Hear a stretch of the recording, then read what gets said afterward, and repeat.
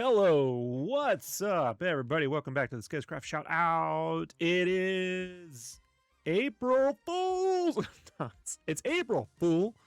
April. It's the month of April, and as I've always wanted to do, we're gonna make this the TMNT month, the month of TMNT. And to talk some TMNT with me today, it's gonna be my buddy Uncle Jerk. Uncle Jerk, say hi. Hi, Uncle Jerk. Hey, what's up, buddy? What's up?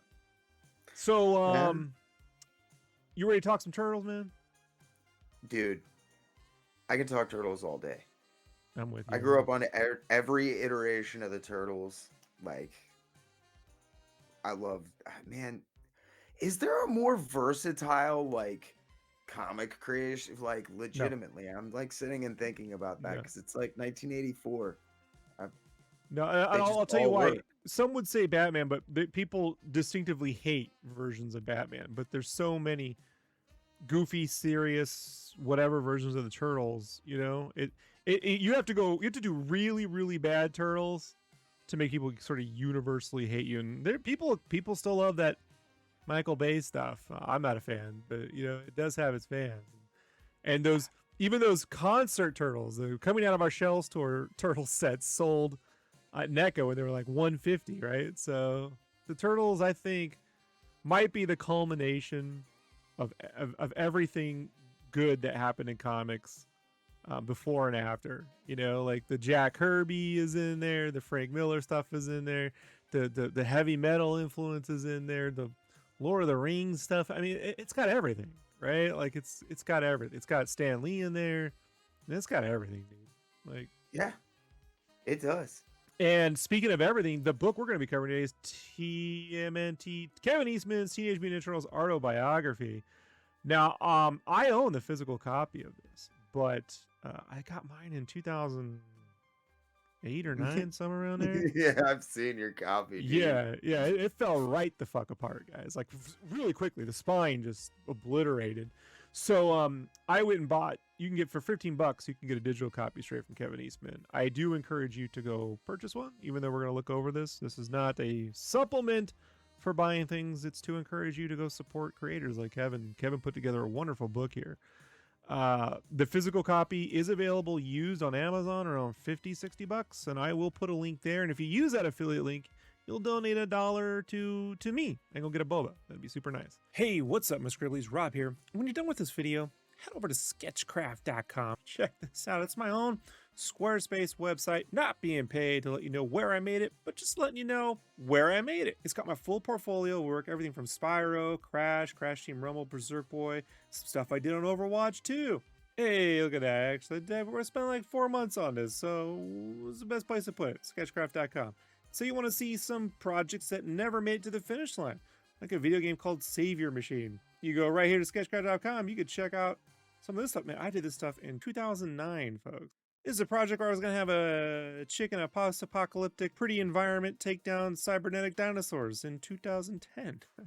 Sounds familiar. Ever hear of a game like that? But all this and more at sketchcraft.com. Want to grab some original art or lock in a commission? Check it out. Click on the shop button, and this store's got you covered. And if you like hearing me act like a caffeinated goblin about art life and other nonsense, the blog is right here as well. Like this article, Why Creative Work Isn't Always a Straight Line. Check it out. Sign up for my stupid newsletter, and I'll blast you some cool stuff straight to your inbox.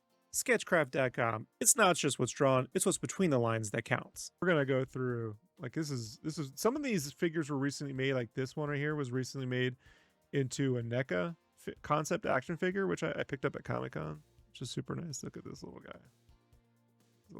These are concept sketches. The fifth turtle right here was named Kirby. So initially in Turtles 3, the movie, they were going to have a new turtle called Kirby, like the Dark Turtle. You know, the troublemaker, the Venom, right? Like the Wolverine. And I to this day, the TV show gave us Venus de Milo or some nonsense like that. I know people are fans of it. Kirby to me is still the fifth turtle, yet to be seen. You know, like that's my deal. Yeah, this right here. This is the other figure. So they made this one, and they made like that big one.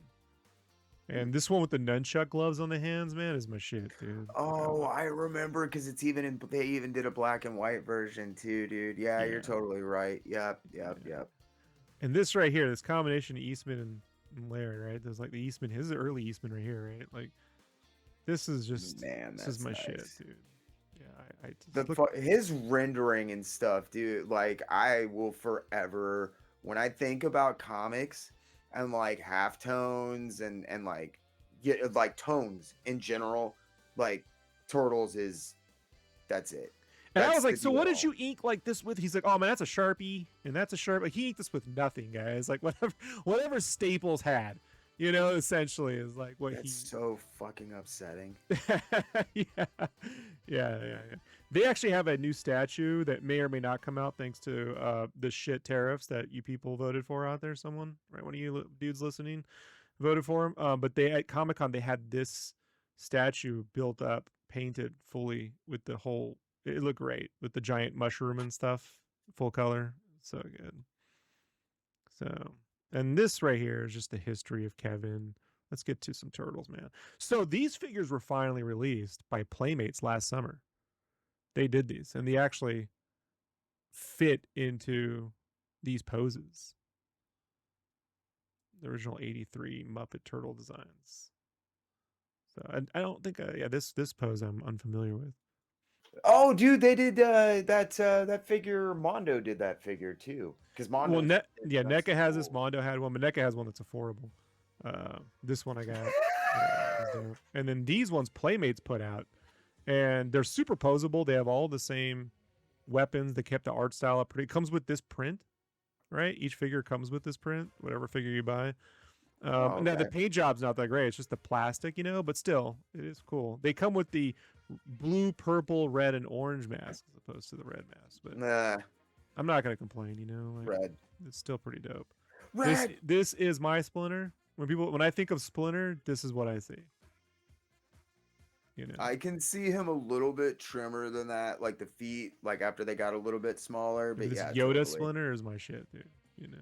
I did a pin-up a year or two ago for the magazine, and I always had this idea that Splinter should just be mouse size, not human size. So I drew a mouse size where he's in a mouser, like he controls a mouser like a little mecha, like he's in there.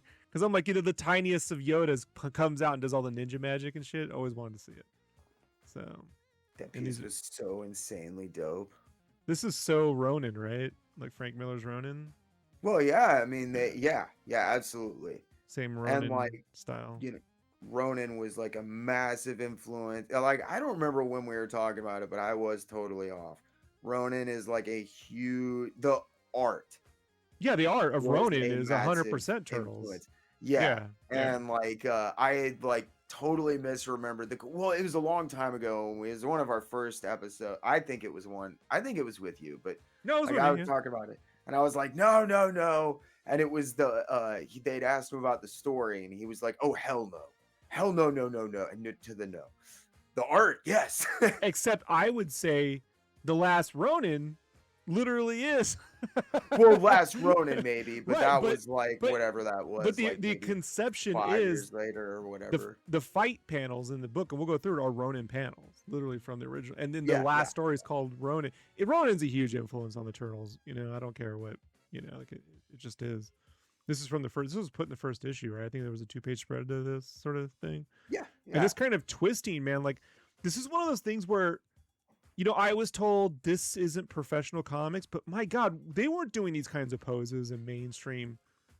You weren't getting these kinds of fights outside of like some stuff in Daredevil. Batman wasn't doing this kind of stuff, Yeah, I was gonna say you were seeing like guys like Bill Sienkiewicz starting to lean in this direction. Like Miller was starting to, but nobody was pushing the dynamism of like Kirby. Right. With that like post Neil Adams movement that was going on, man, where they with Mazzucchelli and stuff. So you can easily see anybody with a sense of like creativity like this could be a cartoon because they're already moving, man. Like they're moving right on the page. It's angular. I'm not a fan of the angular mask shredder, but it's an early concept. It's pretty much all there. Who nails the only maybe Darth Vader kind of got nailed right at the beginning, in terms of a look, like those early Vaders hold up. you know. I was gonna say, man, like a couple of a couple of curves here and there aside, that is frighteningly on. And what Yeah, a I mean, as killer an initial, pose. yeah, I know, right? But yeah, I'm God, kind of shocked. You almost think that. Remember that '80s Shredder figure? He's in that weird squat pose. Makes me think they were trying to go for something like this, but that's that what I figure's was just thinking of, and I was yeah. like, and if that is the case, they totally screwed the pooch because that is just So, gnarly yeah. looking That cool. figure's horrible to begin with. I mean, he's It's bare terrible, chested. Yeah. terrible. And this I love. This is just some weird Comic-Con promo, but just this. I don't know, man. Like, I just look at this and I'm like, what kid wouldn't think this is fun? You know? Like, and again, remember they told you black and white comics don't sell. They tell you that. There's the Ronin style first cover, which is pretty famous. I have that.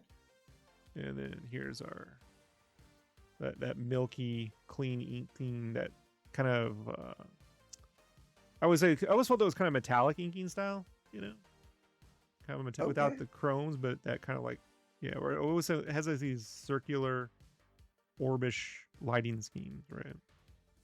Yeah. Okay. Yeah, That. Okay. Yeah. yeah, and not Yeah. exclusive to Turtles, just that's a type of inking style that I think was pretty big in the '70s. It was. Yeah. Yeah. But I Because can see. Yeah. I if you get look you. at Todd McFarlane's like Spawn sketches from high school, they have a similar kind of inking style. You know, I don't know where that Yeah. came Okay. from. Okay. Oh, look at those two. Look at those two chaps. Look at this guy. He didn't even know he was in there. Right? No clue. Turtles, schmurtles. Yeah, this is them with all the merchandise. Hip But guys right see, there. this is the stuff that affected me the most artistically. When people go, Rob, you draw a lot of stuff. I'm like, no, I don't. No, I don't. Like, this is literally what they lived in a used universe. You know, when Kevin would draw rooms and Peter when they would draw rooms, they were filled with posters, you know, and toys, and Corbin is God, you know.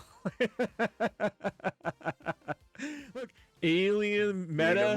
It's Xenomorphs. meta Yeah. stuff, dude, you know, is in there. I mean, like, look at there's an Opus toy right there. This 100% affects me. It's a singular most influential thing on my art is these two guys, you know.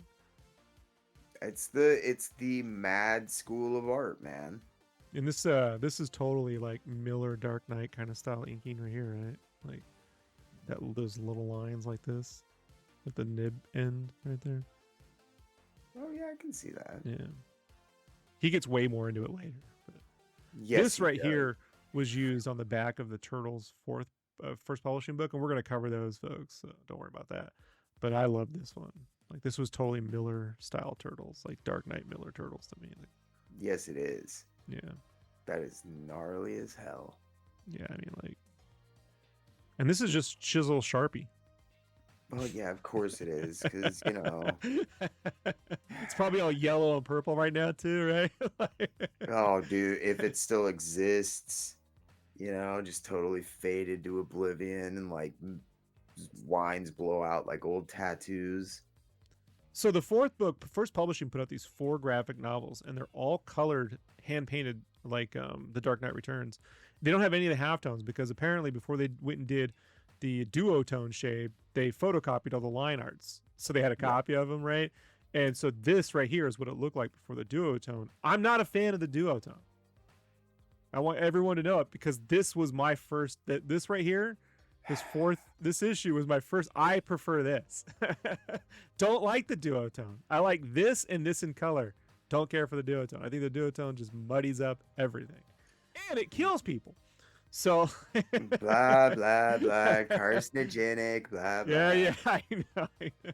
I know. But look, I imagine if I drew this now, not to seem bitter, but people would be like, "Well, Rob, he's not cut out perfectly," you know. But like this issue was translated fully for the first Turtles movie, and it's again my biggest influence. This is issue 10 or 11 of Teenage Mutant Ninja Turtles.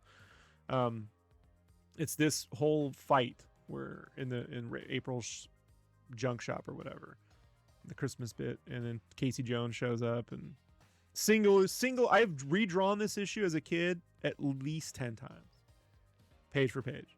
So freaking good, man. Yeah, I just kept redrawing it, you know. So, and then here's some more of the sketches we've seen. And then we're into the first issue, right? This Yep. book is dedicated to Jack Kirby and Frank Miller, right? Or Laird and Eastman, right? As far as influences go. But yeah. When was the first time you picked up on the first issue of the Turtles? Was maybe probably about 3 years after the first issue, maybe 2.5, 3 years after the first 87, 88, around there? right around there. My buddy's parents owned a used bookstore, and kind of comics were like the redheaded stepchild. So if you brought comics in with your books, you got like pennies on the dollar. So I remember going through their long boxes and pulling out stuff that I knew, because I hung out at the comic shop, and I knew that, like, oh, well, I heard people say this was good, or like I can't afford this, but I could find it there. Teenage Mutant Ninja Turtles was one of the first ones that I like ever remember doing runs of, you know what I mean? Because Right. I was like super hooked on them when because I think I picked up maybe the first whatever that was, like 7 or 8 issues at one clip, you know, issues 1 through 8, and then like read them and was like, well, yeah, go back for everything they got. And I was kind of on the ride. Yeah, I'm a little bit later than you by a year, I think. But so this is the duotone or the duo shade we were talking about. I'll just read this for you, folks. Graphics duo shade works by using 2 clear chemicals to develop pre-printed crosshatch lines just across or just below the surface. Once you've penciled and inked your art, you use one developer fluid to bring out the lines in one direction, and another will bring out the lines going in the other. When it's copied or printed, it looks like it was toned. Yeah. And this fluid, everyone like eventually every artist like tries to get some of this stuff, you know, because they don't make it anymore. Yeah. I know. Yeah. And it was tough because like John Samariva, man, really big Turtles artist, brilliant illustrator. He recently was given some like last summer, and he's like, "Oh, this stuff looks dope," and I'm like, "It does." Dude, I would wear gloves, man. And you know, a face mask in a well ventilated area, my friend. He gave me a little pushback, right? You know, maybe thinking I was just being like a hater or something. I don't know. We're friendly, but I was legitimately concerned. And then like one of the greats, it was Tom McWeeny or one of those guys, you know, those old school guys jumped in and they're like, "No, man, this stuff will kill you." Yeah, it will legit. Yeah. It will make you very sick, if not kill you. Yeah, and so like then I think he took it a little more seriously.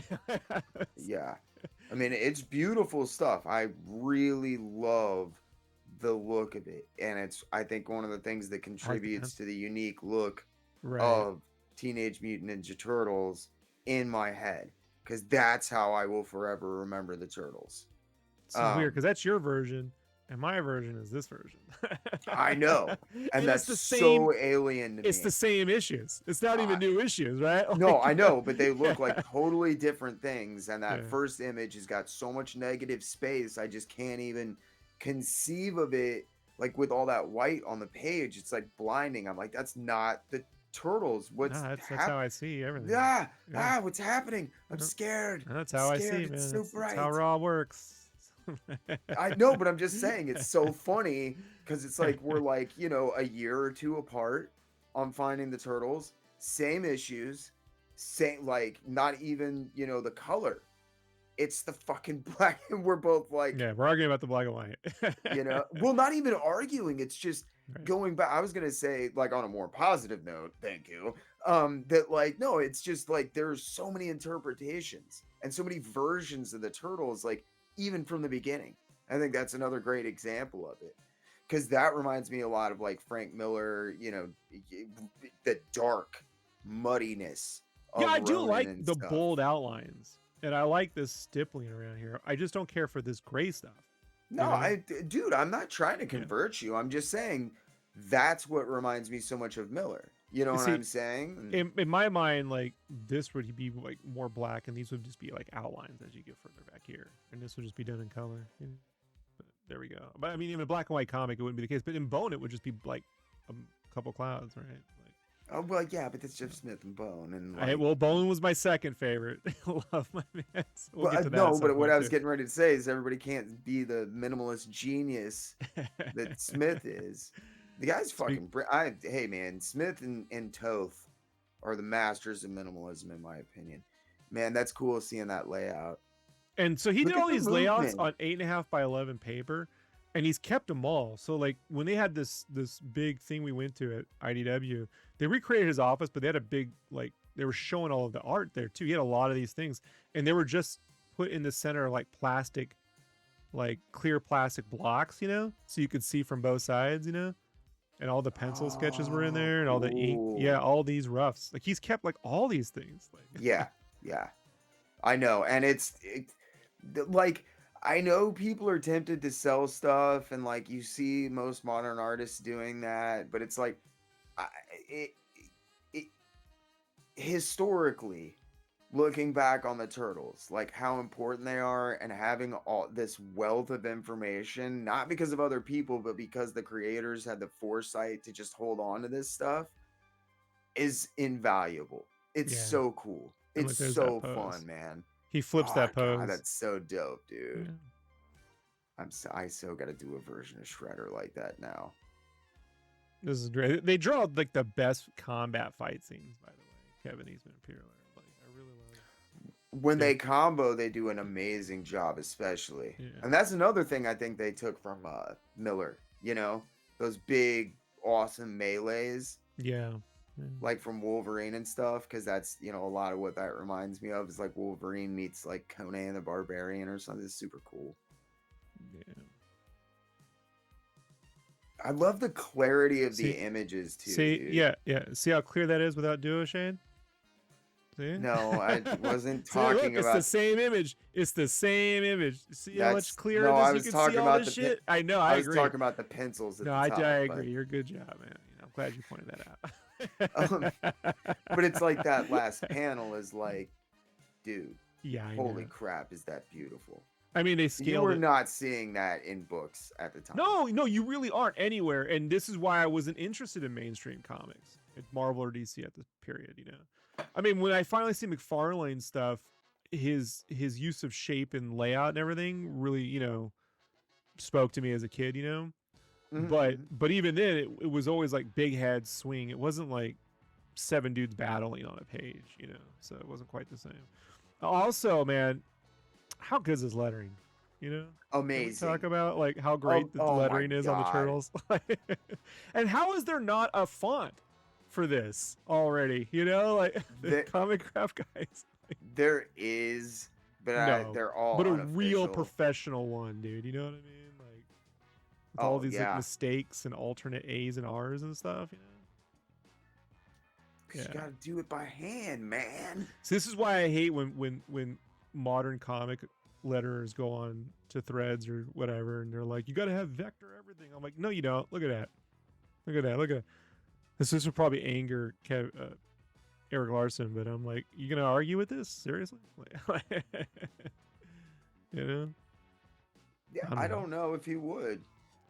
You do it every now He, and then. I know if I did this, he would, right? But like because they That's did no, it, I but don't that's know. what I'm saying. Yeah, I don't know if he would argue with turtles, but he might actually like show corrections. And look, He the might show lettering's different. receipts. The lettering's different between this version and this version. Oh, what the hell? Yeah, it's different. It is. Wow, interesting. Yeah. Still though, like this is my jam. I love this And so I much. don't mind the stripped back version. Like it would be cool to have like because they've done those collections like the artisan edition and stuff, where it's like the layouts and that kind of stuff. It'd be cool to have just the line art edition because that's not in the artisan edition, I don't think. No, it But isn't. it'd be cool to have just the line art version next to it, for comparison, especially with like the alternate lettering and stuff. That kind of pisses me off. IDW didn't do that. They usually pull out all the stops. That was, wow, okay. Well, Yeah. I want to make my own bootleg version of that now. And then the shredder fights, dude. Like the The way he'd just throw dudes in one panel. This is my kind of comics where things happen in between the panels. You know, like The really. white space. Yeah, the motion is occurring between the panels. Yeah. It's not you're not Yeah. drawing a lot of it. You know. Yeah, Kriegstein and Claremont both called it the white space, and they said that the space in between panels is the most important part of comics because it's the part of comics that while you're given like visuals and dialogue and all of this stuff, it's what causes the reader to become truly involved with the story and start telling the story themselves, thereby becoming much more invested. You want a theory of mine? Sure. A theory of mine is they don't do this if they had to draw from someone else's script. They're doing this because it's coming from them.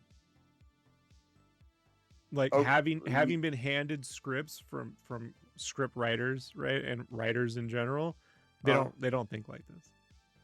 You can't. I don't know that. I don't know if that's I don't know if that's fair, but I think it is very fair to say that authors who are not artists think that way. I think that at this point there are like artists that are capable of writing scripts that would at least allow for this kind of storytelling. It takes a lot of skill and knowledge of what you're precisely what you're trying to say on the page. You know, the closest I've seen maybe is some of Tim Sale's stuff, right? But you know, there are some guys I think that definitely worked that well. I think Jeff Loeb and Tim Sale, I think you could definitely make an argument there. I think Sale. We've talked about this on a previous episode, but Sale should have drawn some turtles. Missed. Yes, he friggin' should have. Yeah. I love the Raph in the all black outfit that eventually ends up in the Archie comics. Right? Yeah. It's so good. And they were always thinking of like different costumes, like right off the bat, you know? Yeah, 84, there was like dude. that huge wealth of stuff from like within the first year or two, where it was like whenever the toys hit, they were like, "Well, you can do these 50 versions too." Yeah, new costume possibilities. I mean, they're already thinking of a black symbiote kind of style suit. You know, like the pre-Teenage Mutant Ninja Turtles, the head bandana style. You know. Like even like look, 2 batons he can put back there. What about daggers or mini daggers? Like, so yeah, I that doesn't work with.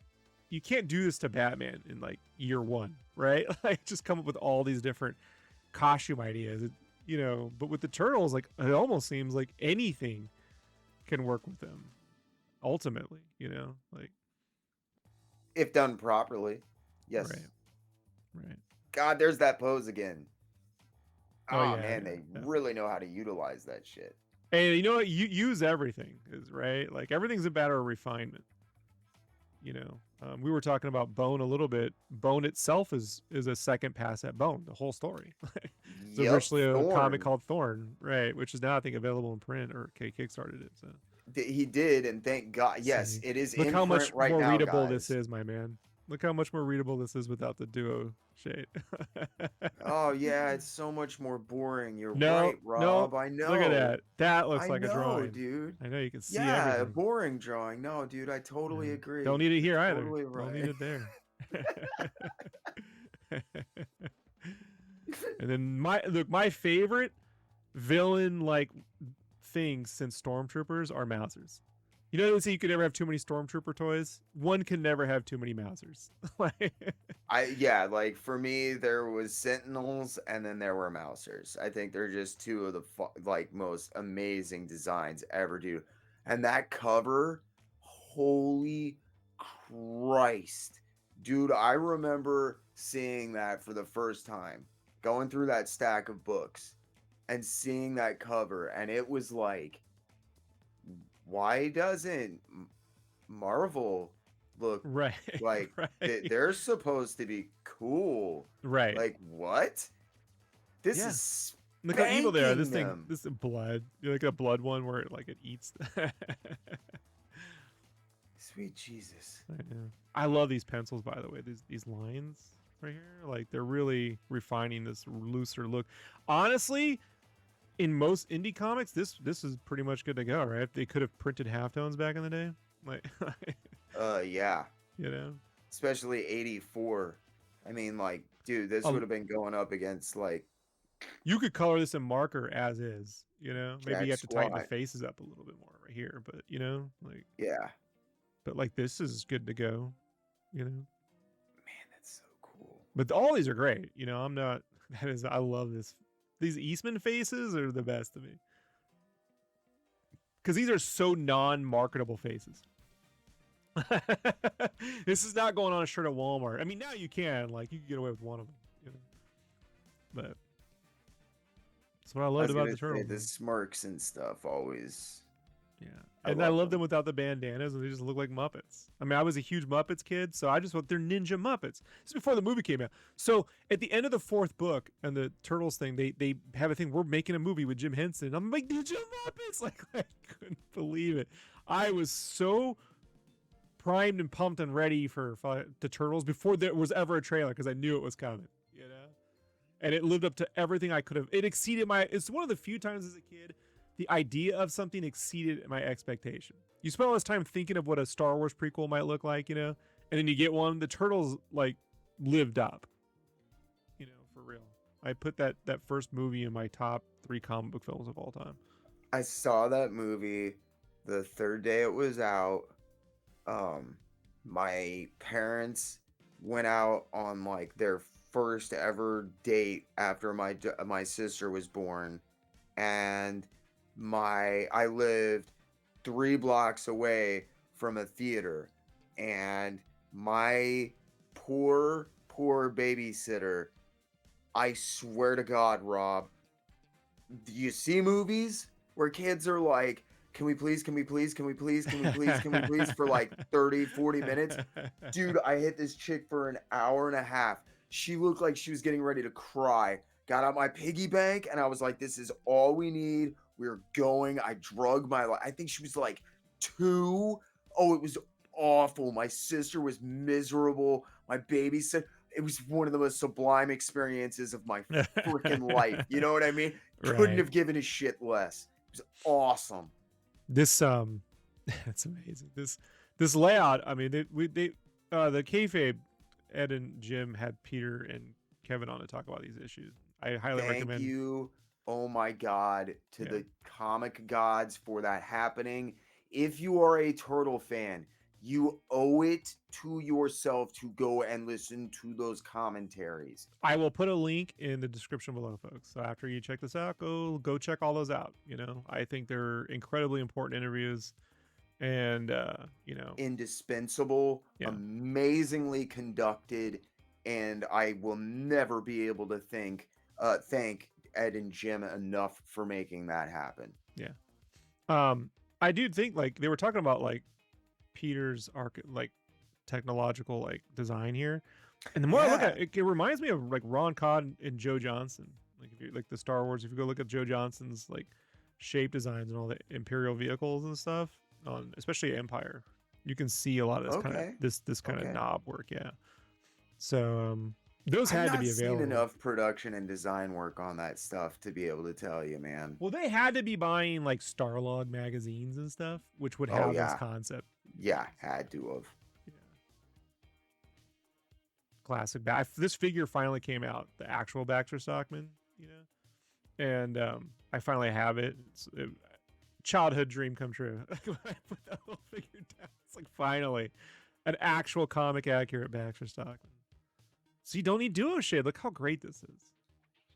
So good. Let's not continue to argue I about won't this. bring it up, but I mean, It I is like a look, beautiful. I I love how you can love see their underneath the line mouse. work. Hold on, look, like you can see underneath the mouser too, right? They got one off camera.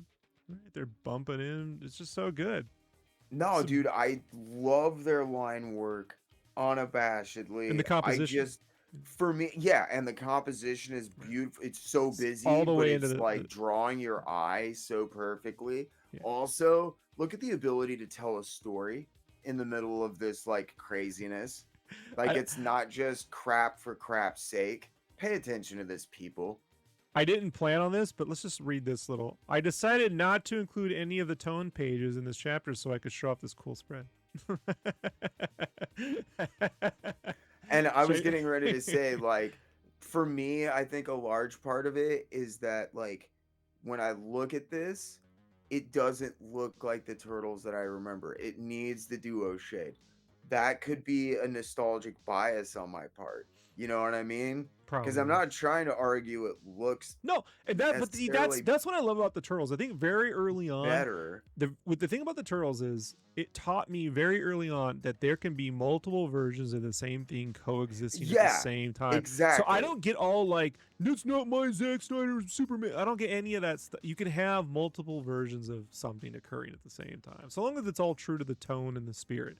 Essentially, like the 80s cartoon is true to more of the Jack Kirby Marvel kind of like Comics Code Authority take on superheroes, right? Like, and Yeah, this is more in the Frank Miller, Dark Knight, Ronin, Daredevil, side of yeah, things, yeah, yeah.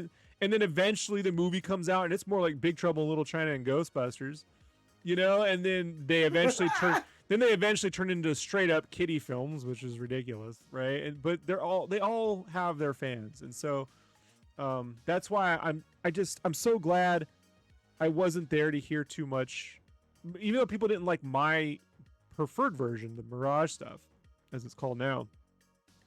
Um, if someone saw me reading it, they would just be like, "Oh no," just wouldn't care. I wasn't like, you know what I mean? Like I mean, every now and then I get like the little dick comment, but other than that, I mean, some people are just jerks. But these different thumbnails, look at these layouts, alternate layouts for this. That's so gnarly. Yeah. And then they pull back, right? Make them smaller, make all the mouses up front. Yep. Yeah, pretty smart. Pretty Just smart. push all that movement, draw the eye down that hall. Right. Right. Beautiful usage of triangles. Now, I think these 2 pages is probably closer to the kinds of turtles we would have saw from Tim Sale. Look, 3 panels, full page. 3 panels, full page. Right. But yeah, I like all this little. It looks like a sewer, right? All the little details and grime and rocks and bits and stuff, Yeah. And look at that, the sword. I just love how inconsistent they look so much of the time. You know what? That to me shows something hasn't been art directed to death. No, I said I like it. And the It's lettering, so- man. Like, look at the lettering. Just might be my favorite lettering of all time. I'm not saying I do think ultimately, say what you want about the man, but the lettering on the Cerebus is probably the best lettering comics I've ever seen. Yep. But for a comic book, this is the kind of feel I would prefer. I love this. I was gonna say, yeah. I mean, like between Sim, Gerhard, and Orzakowski, I think they might have this beat, but this is amazing lettering. Yeah, and I'm a big because Tom it's Orzakowski fan. and because too. it's not so perfect, I think it's approachable to me. It feels. Yeah. No. Yeah. I've seen Sim do more imperfect lettering too. So, Okay. Sim is he is a master of the craft, and so is Gerhard, if I remember correctly. So, I God, love this is online notebook paper. that is so cool, man. I mean, I would just buy comics, buy them drawn like this. Straight up. Can you imagine a book that looked like that? That would be so rad. Yeah, I ever do a Turtles comic, that's what it's gonna look like. Blow everyone's mind. What happened to Rob? He got older. He stopped trying. No, this shot.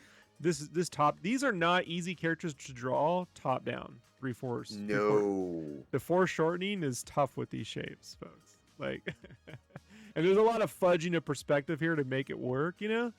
Like this doesn't really adhere. But At all. Rightfully so, because it kind of can't. And I think that's one of the things in modern Turtles comics that IDW and whoever's producing it now is doing. IDW's still doing it, right? Yeah. For the most part, I just don't care for their shapes. I like the Muppet heads. Really? I don't like human like heads. I them? do not like any of it. Can't stand the human heads, the human proportions. It just doesn't speak to me. There's where my old man yelling at Cloud is going to come in. I need Wow. this stuff. I do not respond to it. Cannot stand to look at it. So Look at that lettering. Girl, I'll kill him now. You can see Cerebus in here, right? Like Yes, this is very absolutely. You know they were rocking Cerebus, bro. yeah. You know what I mean? Yeah, 100%. And these You 3/4 like city shots too. I wasn't getting a lot of this. When you open up a Batman comic, it'd be like a small exterior, or it'd be all rulered to death. This is what I mean by freehand. You know, like freehand well, to me looks yeah. better.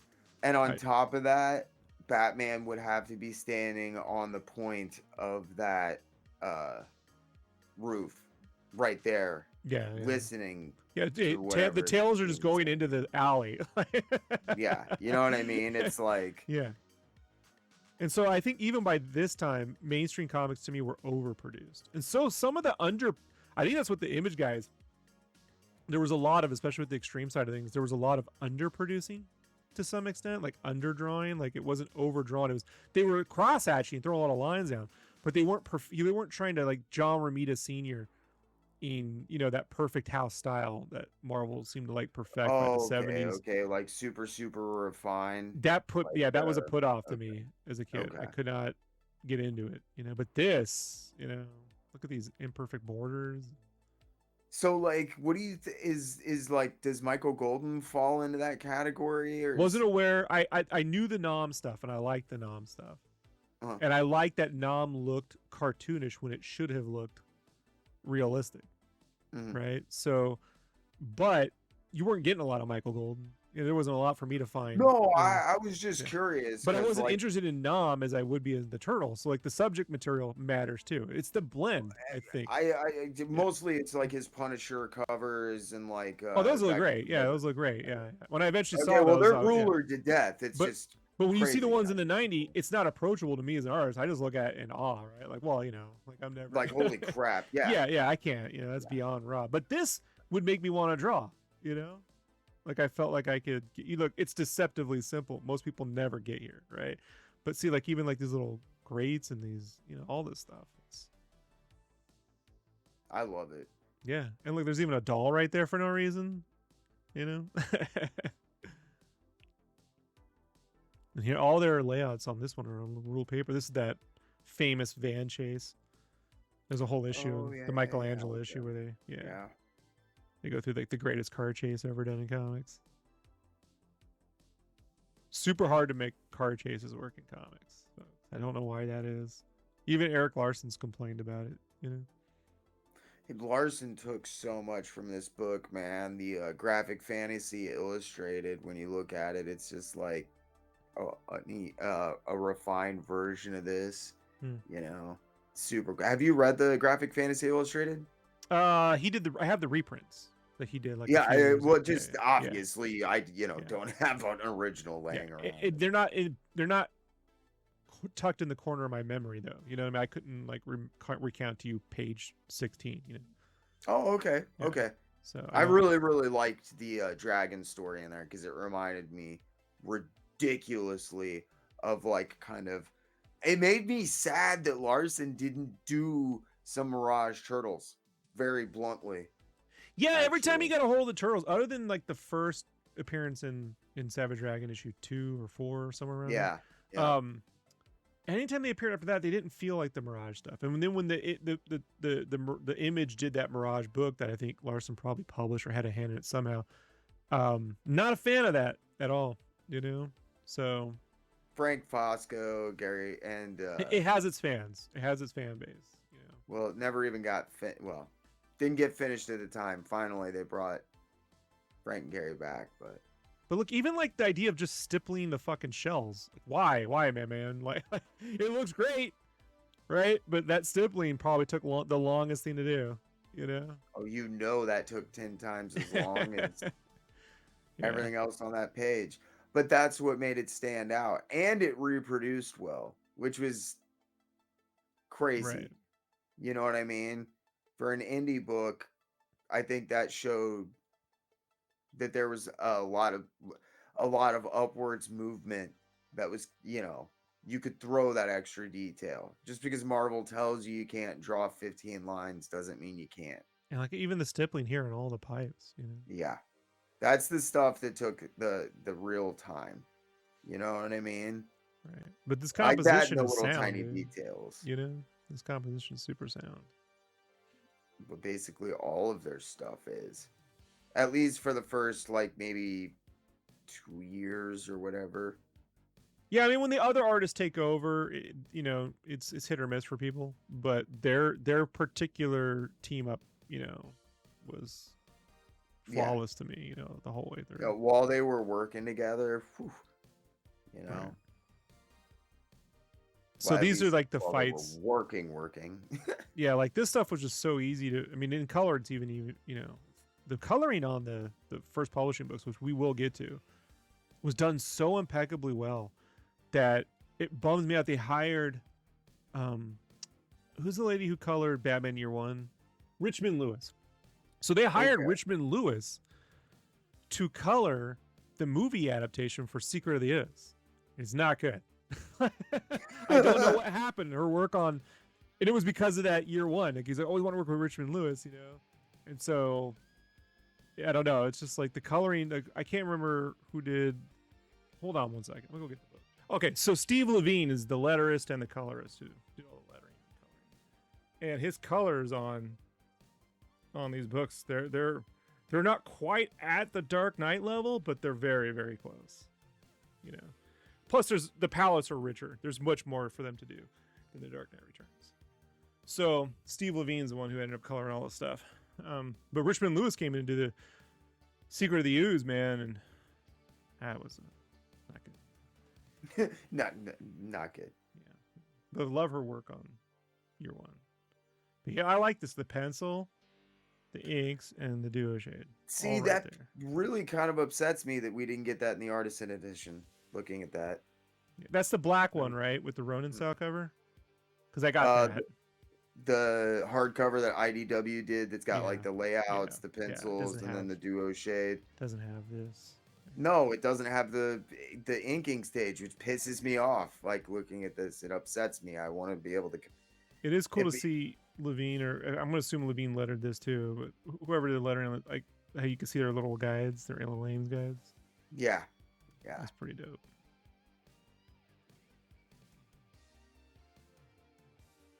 Back in my day, that's how you had to line up your lettering. And now, to be fair, I think their use of duo shade gets better as they go along. It looks more like ink wash as they go. I just think like the first couple issues, it was super overworked. Like this works really well, you know? Yeah. No, I wouldn't argue that there are panels where it's overworked. So many of these poses they put in, I wanted as stickers when I was a kid. You know what I mean? Like I just wanted this as a shirt, you know? I should just bootleg this as my own shirt. I've got to wear a Casey shirt. I knew it was only a matter of time. This right here, as is. That's a shirt. Look at that. They put their own movie logo. I do this all the time, man. Like it came from this, 100%. I guarantee. You know. This Teenage Mutant Ninja Turtles is the reason I pay attention to backgrounds. Right, 100%. Right? Yeah. Yes. Yeah, that and Mad. Yeah, those I think two things, you know. Mad Magazine. Yeah. Yeah. Okay. Yeah. I guess that might have been the other influence. I read so many Mads, but I wasn't in love with them. They were just always at my uncle's house, and so I was always reading all of them. I had like 30 years of those things to read. I was gonna say it was never that I was in love with the magazines so much as like I would like guys like Mort Drucker and a few other guys. I just drooled over their line, and Basil Wolverton, like over their lines and all of the crazy shit that you would find in the background. Like, why would you put that much time and effort into stuff? And between that and Teenage Mutant Ninja Turtles, I think I started to really pay attention to what was in the background because it tells you a lot about the person that's drawing it. I love which one? Like these little layouts too. Look at that foot right there to the chest, straight on. And this all ends up in the first movie, you know. Yes, it does. Dang near shot for shot. This combination of the lines with these like watercolors or whatever they're doing, their ink wash color, like, because it's ink wash, and then maybe they did like a forescreen on top, or they needed a marker over it. That's what it looks like to me. They must have done marker over it, or it's been since recolorized. But this is from It was in color like this, right? I'm remembering that right. Yes. Yeah. Yeah. So it might have been ink wash and then markered or dyed over. You know, they could have used PH Martins. Yeah. It's probably PH. It was probably PH Love Martins. this. Love this. We've never gotten anything animated that looks like this. It blows my freaking mind. 92. This is 92, man. Yeah, where's my R-rated TMNT? Yeah, this was the full color one. This was the one I had up on my wall for the longest time when I was a kid. My friends are go, "What is this?" I'm like, "That's the original Turtles, bitch." You know, the inverted lines. Look at these purple. This is so crazy. Who thinks like this? Like, also, it might be the first time we saw Shredder in purple armor, right? What year is this? 84. Yeah. So look at that black purplish armor. It's not just from the animation, right? It's like right there. Truth. Don't know why his eyes are grayed out though. That's weird. Let's see. The original issue 1 was pencil ink by me. The recreation of the famous painting on page 55. The recreation of the famous painting was penciled by Pete. I inked and painted it for the cover of book 50. Pete and I would get back together. Yeah, so he painted. Yeah, they redid it. This was for issue 50. Apparently, those Mirage comics were so hard to get, even in the 90s, dude. I could never get. You know, when we did get a comic book shop in 91, 92, I still couldn't get them to get anything. You know, it wasn't until I was able to go to Comic-Con and there I would find back issues that I could maybe or maybe not afford. This was also in the calendar, the Teenage Mutant Ninja Turtles 1990 calendar, which is, this composition is so red foot soldiers. Don't see those too often. Oh, that's weird. Yeah. That composition's so good.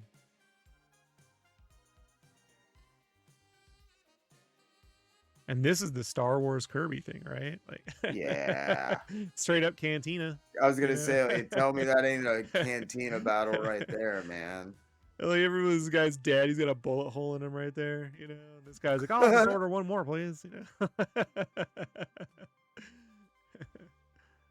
I wonder if any of these dudes, these like aliens, were nods to like other indie comic creatures lying around at the time, or if they just did their own thing. You know, I bet they just did their own thing. Yeah. So much stuff was nods with them, but usually when you gave them characters, they ran. Man, that's good. Eastman says this was a pencil concept for a cover of Comics Interview. And I'm like, could have just ran it as is, dude. Yeah. Here's the Corbin style. This is Corbin, right? Yeah, Corbin. Yeah. This is when they can afford to hire their heroes, right? Good God, that is gnarly. Corbin's not my thing. I always like his greens. His use of greens are eerie to me, because the first thing I ever saw his as a kid, I didn't know it was Richard Corbin. I didn't even remember his name until Kevin Eastman brought up Richard Corbin to me. He's like, "Yeah, Richard Corbin." I'm like, "Who?" And he's like, "You don't know who Richard Corbin is?" I'm like, "It doesn't ring a bell." And so he gave me a Richard Corbin book that Kevin put together, right, and published through Heavy Metal. Yep. And the art of Richard Corbin, yeah. And there's a story in there that I realized I did see, and it's the one where like there's like a floating torso in the water from a shark attack or whatever. And the way Corbin rendered the water is what stuck out to me with his use of greens and stuff. You know. Here's the concepts though that they did for this. Pretty awesome. So amazing. I mean, any one of these would do. Like, there's no reason not to do any of them. You know what I mean? They're all. I do prefer this Fugitoid. Look at that. Look at that. Compared to this sucks. This is the shit. Why did they? Bad, Kevin. Bad. This is the fucking one right here, man. Oh, love that.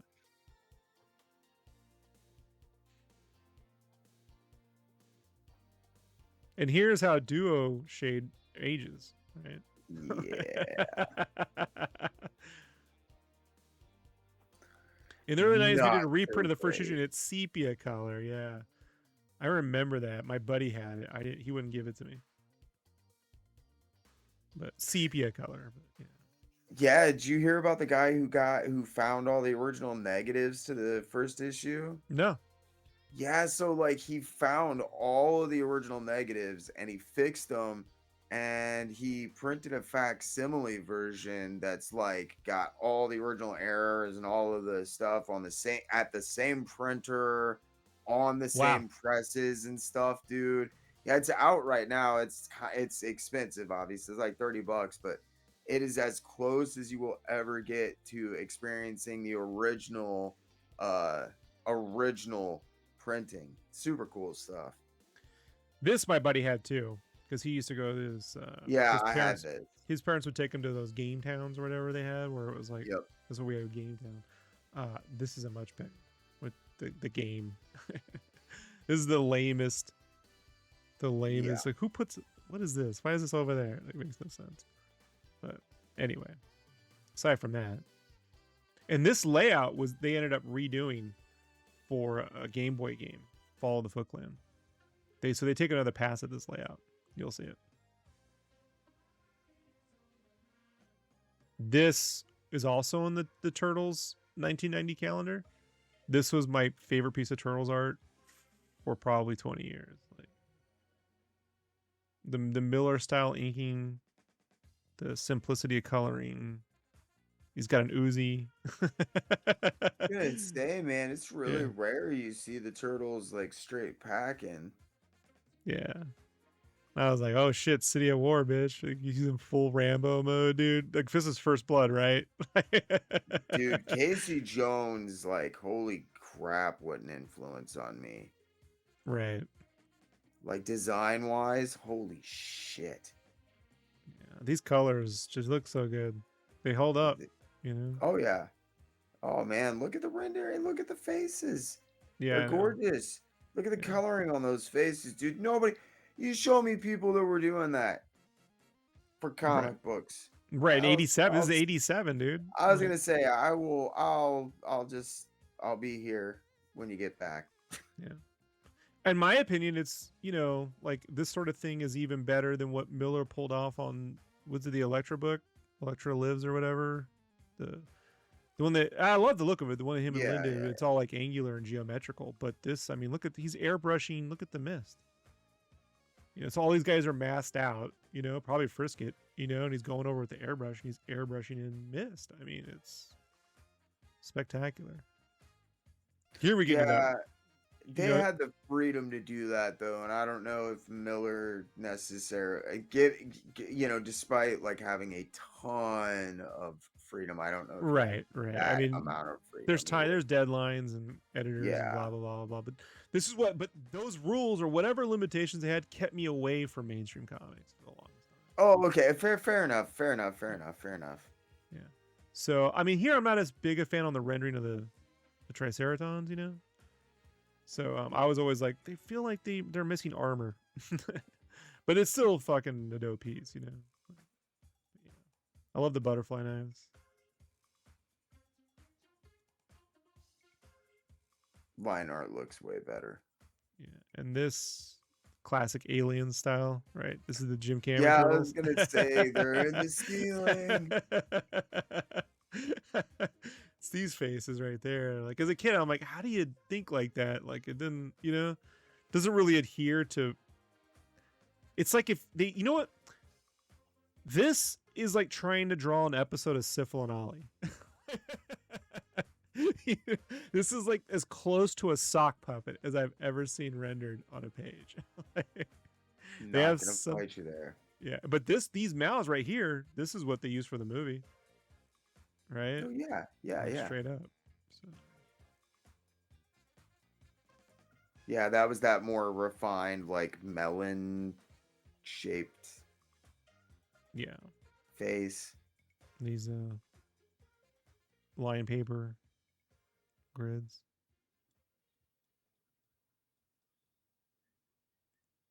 It's the foot. Yeah, this two-page spread with TCRI was one that I really loved. It's a shame the final links aren't on here, but I love this in the book. I don't know what it was, man. It was like the way they drew buildings. It just felt like there was a layout to everything, Like They could like have a drawn a map. reality. They could have drawn a map. They never did, you know. But I would have. Did they not ever do a map? I have never seen one. No, someone show me if they've ever seen a map. I've never No, seen. I mean, I was just literally thinking out, and there was Teenage Mutant Ninja Turtles, friggin' everything. Yeah. And you know, you saw like layouts and the Where X Mansion. And, right, it would have been great to see where April Shop is, where TCRI is, Baxter's right? Lab Like, that would have is. been Yeah, you never cool. had it. Yeah. And this stuff, you know. This is all like Peter's techno stuff, right? He did all this. He'd be all about it. Yeah.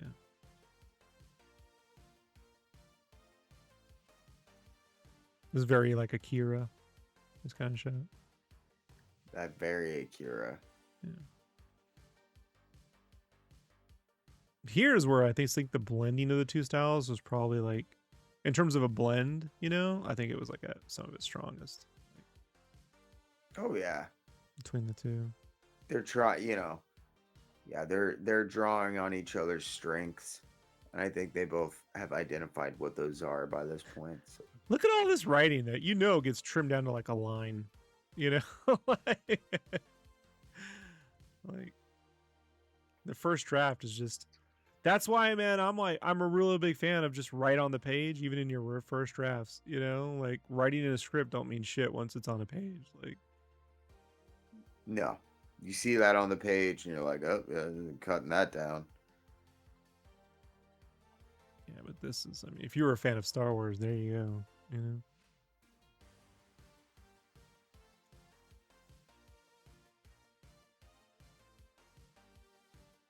Future Detroit's one of those characters that like it should work, but it doesn't to me in some ways. Like it doesn't. Never got Fugitoid. Yeah, great name, but never really. There, look at that. They got the laser rifles. It's like his Die Hard, right? This is Aliens. This lettering, I love this. All those chunky fonts, man. Triceratops wearing armor. Like you're already drawing a Triceratops dudes, and then you give them armor too. It's spacesuits. It's hilarious. Look at these widescreen panels. I wouldn't see stuff like this again, these kind of things, until like Stephen Platt's Prophet stuff. You know, like you get some of this, yeah. Yeah, the scope, right? Double page widescreens. yeah. It's a weird format. Most people do not like playing with. I love this. This style of Turtles right here is the perfect blend between Eastman and Laird for me. This is it. That's what I actually think of this stuff when I think of that. I think most of us that read the Mirage stuff, that probably is what This you know. right here. Yeah. You know what I mean? Like if you push comes to shove, that's really the version that we're talking about. So Yeah. Even though artistically I still like the 10th or 11th issue the most. But look at this fight where you look at the font goes into perspective and curves around. You know? And I love how it's cropped. Like it's just falling into white space here, you know? yeah, I was gonna say their use of panel borders a lot of times was really interesting. I love the cutout at the bottom right hand page of the page there, you know, with the like almost shell like angle. Yeah, this right here, these little like techno. Yeah. And they're probably just doing it because they're bored, you know? Oh yeah. Keep it interesting. And hey, this also taught me just draw an action line, you know? It's fine. Action line makes things move. You know, it's a comic. Don't fear the action line. I know, but you get this like no action lines. They wouldn't exist in real life. I'm like, none of this I like how there isn't even a line connecting the nunchuck. You know? Oh yeah. Yeah, because it disappears, right, when you spin it. So this right here, the 3-sectional, this is the first time I ever saw a 3-sectional bow staff. This was my first. as an 80s kid, we were fascinated by ninjas in the 80s, and the Turtles just constantly gave us like all kinds of, oh man, that's a weapon we should own, and that's a weapon we should build. Many ninja weapons were built, in my yard from just reading Turtles comics. Yeah, I'd seen 8 diagram pole fighters, so I was already obsessed with the 3-segmented bow staff because of Master Killer. This creating this outline where you're like doing like a contour outline over, to create that buzz effect. Like that has to have an artistic term, right? Like that has to have. It's Yeah, like I'm Churrascuro has like a term. There has to be a name for this. Man, that's weird. Yeah. Cool, very effective, Right. but weird. And how the lettering just goes into the panel. I love that. The lettering and their panel borders and stuff are 2 of the other biggest influences from Teenage Mutant Ninja Turtles. Yeah. They made it okay to be dynamic again. This is what I meant. Like, this is so Akira, these kinds of shots right here. It really is. Yeah. It really, really like is. They were like, let's take the Ghostbuster scene where the containment unit explodes. Let's kind of lay it out like in an Otomo kind of way. And let's do it all like in like, a couple days. They had really great use of painting in the drop shadows here on the buildings just to sell the 3Dness of all this. Yeah. Because every one of these dudes is just a little stick figure. But they each cast a shadow. They each cast a shadow. See, AI would screw that up. Yeah. Right. And then the EEPROMs with the Terminator suits. I wonder who thought at one point to turn this idea into like the villain Krang, Obviously Peter Chung did that Krang design, so curious to know what the thought process was, because they're not evil in the comic, But the idea of turning one into the bad guy is interesting. Yeah, I don't know if I've ever. I don't know. Yeah. And then the reunited. There's a good Muppet face. I know these are the faces, dude. These are the Muppet faces. As a fan of the Muppets, this book just here's the Daredevil, tie-in. Mm. How have we never had a Daredevil Turtles comic? I was thinking, that's the one Sale should have bridged the gap. He should have given us Daredevil Turtles. Should have been Tim Sale. Oh man, that would have been crazy. Yeah. Here we're into a little bit more of the Kevin Eastman Miller style on the inking, right? Yeah. Which heads into my personal favorite art style of them. But Little Orphan Aliens. This is right out of the 70s, this kind of stuff.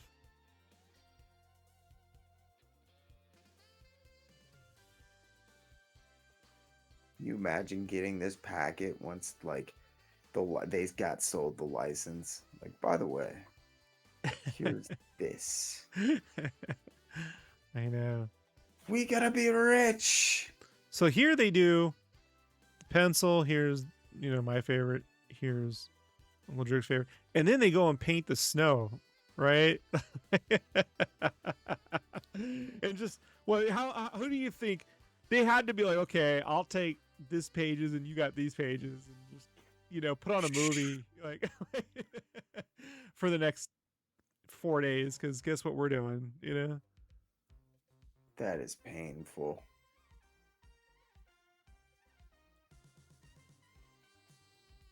You're not even zenning out to that. That's just mind-numbing. Yeah, and here they do it again, right? Like,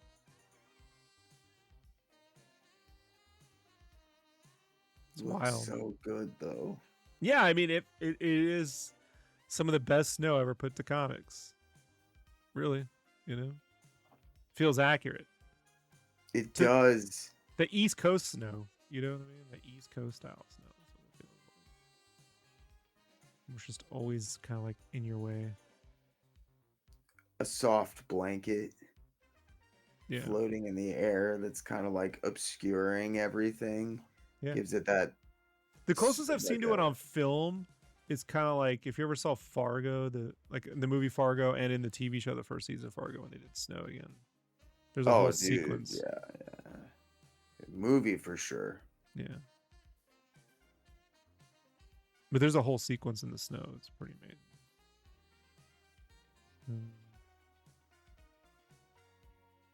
Then we get to this one. This one was also in the poster.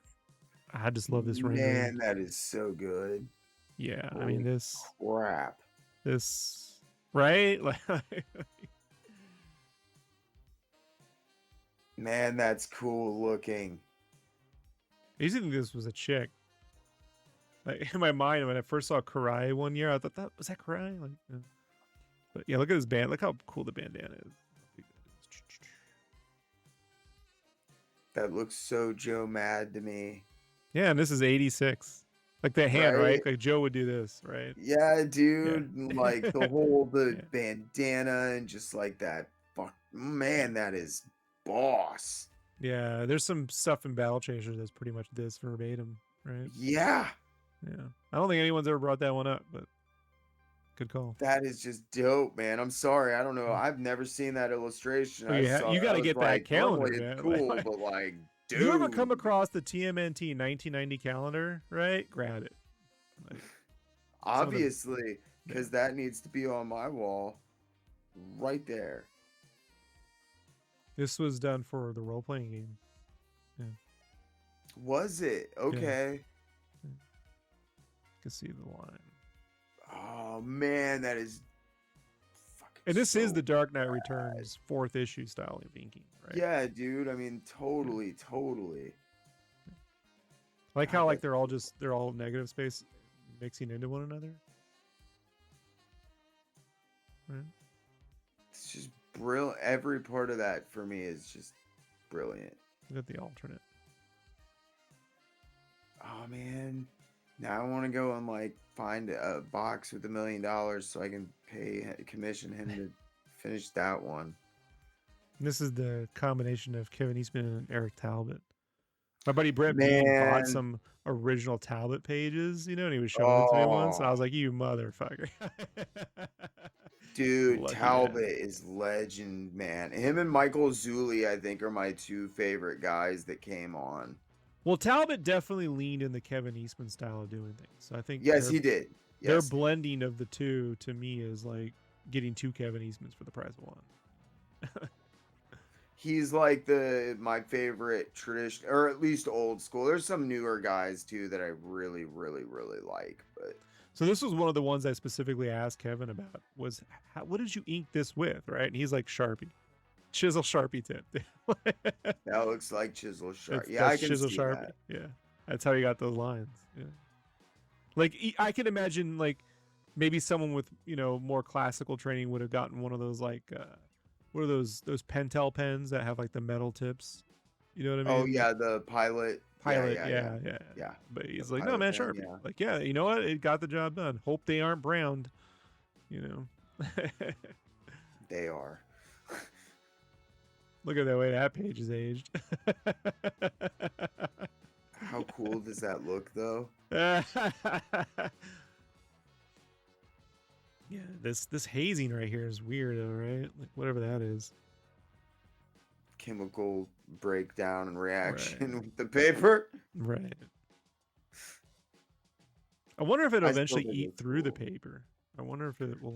I don't know. I would assume the paper would probably become brittle and just fall apart before that, but maybe.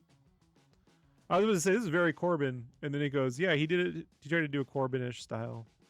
I was like, yeah, the purple and the shadow, that's so Corbin. Yeah. Gotta have some bright yellow to augment it. And sorry, go ahead. No. I'm kidding. I wish more comics did this, where it's just I wish you could get away with this in modern comics. I love it. I was gonna say your editor would be up your ass. What are you trying to skip a panel? I know. Yes, and it works. No, it is a panel. I'm not skipping anything. Yeah, no, it's the panel. That's what needed to be there. This would be just a great poster minus the logo. I don't need the logo and stuff, but this alone. This is like, this is so 80s because you used to have all those. Remember those Christmas cards you get that were really Yes. ornate, right? With these. God. Yeah. Love grandma. Nah. Man, that's so cool. Santa's like, what the fuck?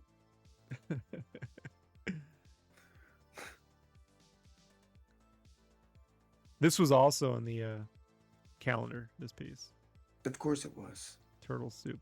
What a great name. Great Ah, logo. okay. Great logo. Great name. Steve Bissett is known for his love of dinosaurs, as is Pete. Really enjoyed painting this cover for a book we published called Turtle Soup that Steve penciled and Pete inked. My color study is to the right. Final paintings below. This just cemented for me that you could put the turtles in anything, you know? There really isn't. They could be with Transformers. They could be in Willow, you know? They could Jaw, everything with the turtles. Give him a dragon. Fuck it. Yeah, it's a great dragon.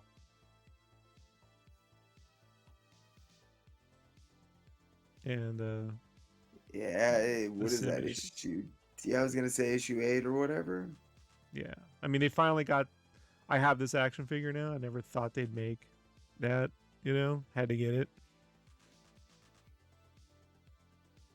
I'm jealous, man. I have a 0 toy policy, so I don't have any of them. The Mirage stuff, I have to. No, I 0 toy policy.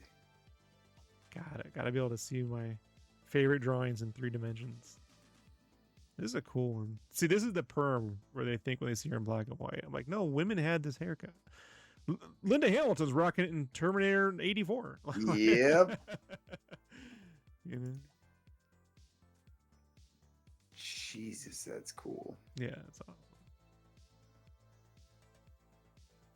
They could have made their first appearance in heavy metal and you'd believe it, you know? They feel like heavy metal characters in a lot of ways. And yet, this is like, look, this is 86, 80, and they're the you know what I mean? Same dudes. So crazy. The pre-Teenage Mutant Ninja Turtles was like my favorite. When I first saw that, because they put the story in like book 2 of the first publishing or something, book 2 or 3, I can't remember.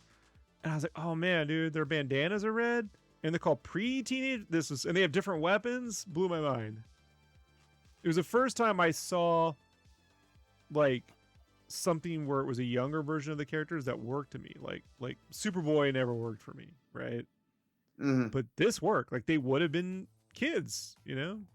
They grew up. This made me think of Big Trouble in Little China when Egg Shen and Lopan fight. And so I always imagined Splinter doing ninja magic like that, like fighting Shredder that way, you know? I never got to see that on screen. Yeah. Don't see that one happening anytime soon. This is certainly Frank Miller style. You know? Oh, Jesus, yeah. I love this. I love this face. And I love this one. Like, what the fuck? Yeah. The body posturing, that hunkering. So this is Lawson over Kevin stuff. Not if Jim Lawson's probably my least favorite Turtles artist, but there is some stuff where he went over Kevin's layouts that I thought worked really well. This is one of them, and the Turtles movie adaptation, the first movie adaptation, worked really well. Oh, okay, yeah. Look at that. When I think of this, I think of you, Uncle Jerk. This is like I would go, this is Uncle Jerk. Like, yeah. This became Slash, right? This little painting eventually. Yes, it did. They looked at this and were like, "Let's make an action figure at it," because he's got the same little armor platings right here. Dude, that's so cool. Yeah, it's awesome. He's got a toaster. He's gonna kill you with the toaster. Look at the churrasco Kirby stuff. Not my favorite, but pretty cool. No, this is the Kirby issue. They got a Kirby Ninja Turtles Mirage figure now, and it comes with I knew, yeah. It comes with these little aliens, and it comes with his drawing too. Like, I keep telling myself I don't need it. No toys. That was the one that I heard about, and I was like, oh, I have it. It is Like, amazing. you look at Target, you can just buy it. And now, Uncle Jerk, we're getting to what is my single favorite issue of the Turtles of all time. Right here. Ooh. This is it. This was the first single issue I ever got on my own. Bought it with my own money. I bought it on a day I had Saturday school. I got Saturday school for ditching school to go play the Turtles game, and somehow I managed to still convince my mom to take me to the comic book shop after I did Saturday school. I don't know how I did that, but you know, when your mom abandons you on Christmas, every now and then you can lay in the guilt and get away with it. Yep. And that day, I somehow was able to blame her for this, and I took my money, which by the way I had saved up by selling Turtles drawings. So Turtles drawings paid for all this, you know, and this is it. This sequence is Leonardo being attacked by the Foot Clan while the other turtles are up in April's apartment setting up Christmas tree. And this was all adapted for the first movie, but it's Raphael. It's still more amazing here, as much as I love that movie, you know, because there's zero talking here. I mean, it's replicated in the film pretty well, but it's set during the snow, you know, during Christmas, so it has a different vibe altogether. But yeah, it's well adapted for the film. Yeah, I will say that though. But this is where a lot of the Ronin panels really come in too. You know, these. I mean, look at that. You could almost see the Zack Snyder slow motion or the Matrix style. Man, wouldn't that be cool? Right. Look how Muppety they look. This is my favorite Turtles art style. Period. See, that always weirded me out when they had like no masks and little tiny eyes. They have the bone eyes and stuff. Like they look like bone. Yeah. Yes, I love it. I do love this.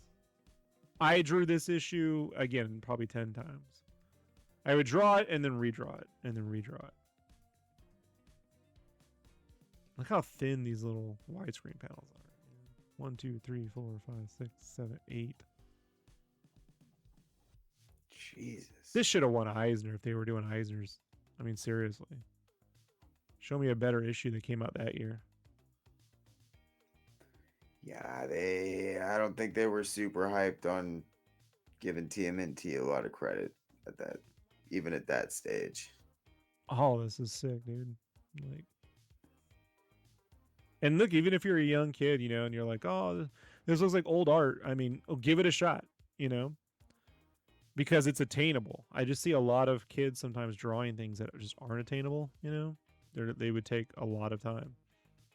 And so even my own art, sometimes I push things too far, but sometimes, you know, with my own stuff, you see my own layouts. I draw differently for myself, you know. There is an expectation sometimes in publishing, and Turtles to me is like, yeah, this is the scene. Turtles to me is just something that made its own expectation, and I'm just kind of, it's just a shame it kind of came and disappeared on some level, you know, the Mirage stuff. But this right here literally ends up in the movie, you know, they drop them through. They did such a good job too, dude. And the Shredder, when he appears in the snow, is like, oh, I'm fucked. They just throw him. Look at it putting on the bandana. I think the first time I probably ever saw him put the bandana on. And then it's on, dude. The next issue, again, it's on. Like, it just continues right there, and it's them fighting the Foot. And this is, I mean, when I was a kid, not only this was my favorite issue, then I'm watching the movie, and this is in the movie.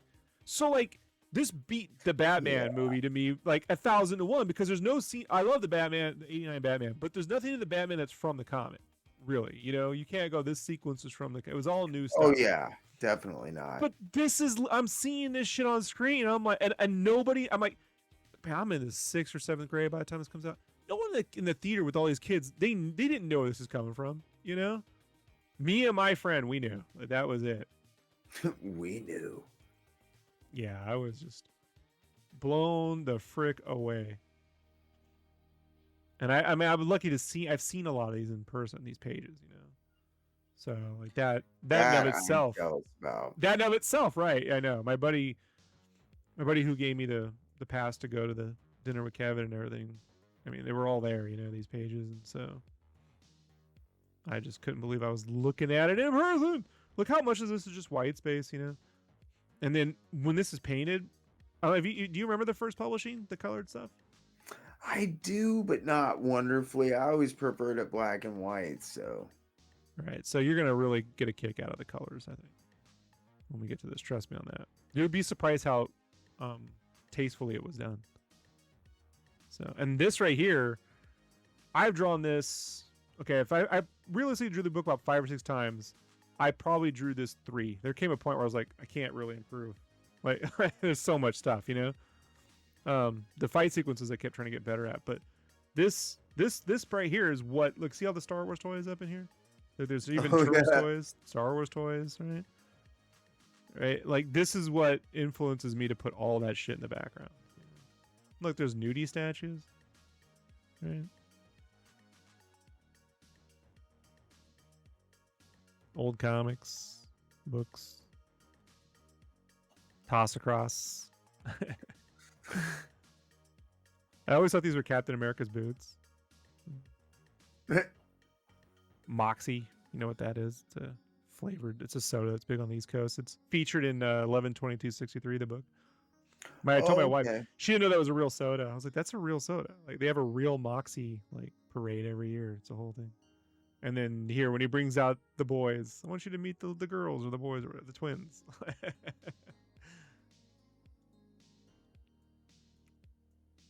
Jesus, that's cool looking.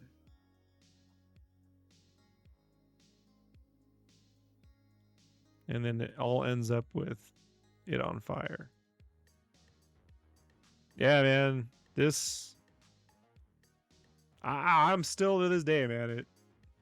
It's not lost 1 ounce of punch for me, Very few times I can say I remember looking. I know where I was when I first saw something, And but I remember the first time I saw this whole. And this is a fold out. This folds out in the book, It's a fold out page. Oh yeah, okay. Yeah. And there's even like on the full color one, there's even on the back paint an extra shredder panel that's painted for that issue. Oh, that's cool. Yeah. And this was a nightmare sequence where the turtles had these like these really shredder demon turtle foot soldier things. And again, even the turtles can be drawn as villains, right? Like it's pretty wild. And this was like the first time I saw this, I was like, oh, what if the shredder was a demon? What if it was a demon that was inhabiting Hamato Yoshi or Orokosaki, right? Yeah. What if it was a demon? Interesting concept. Because there's a lot of Big Trouble in Little China in Turtles.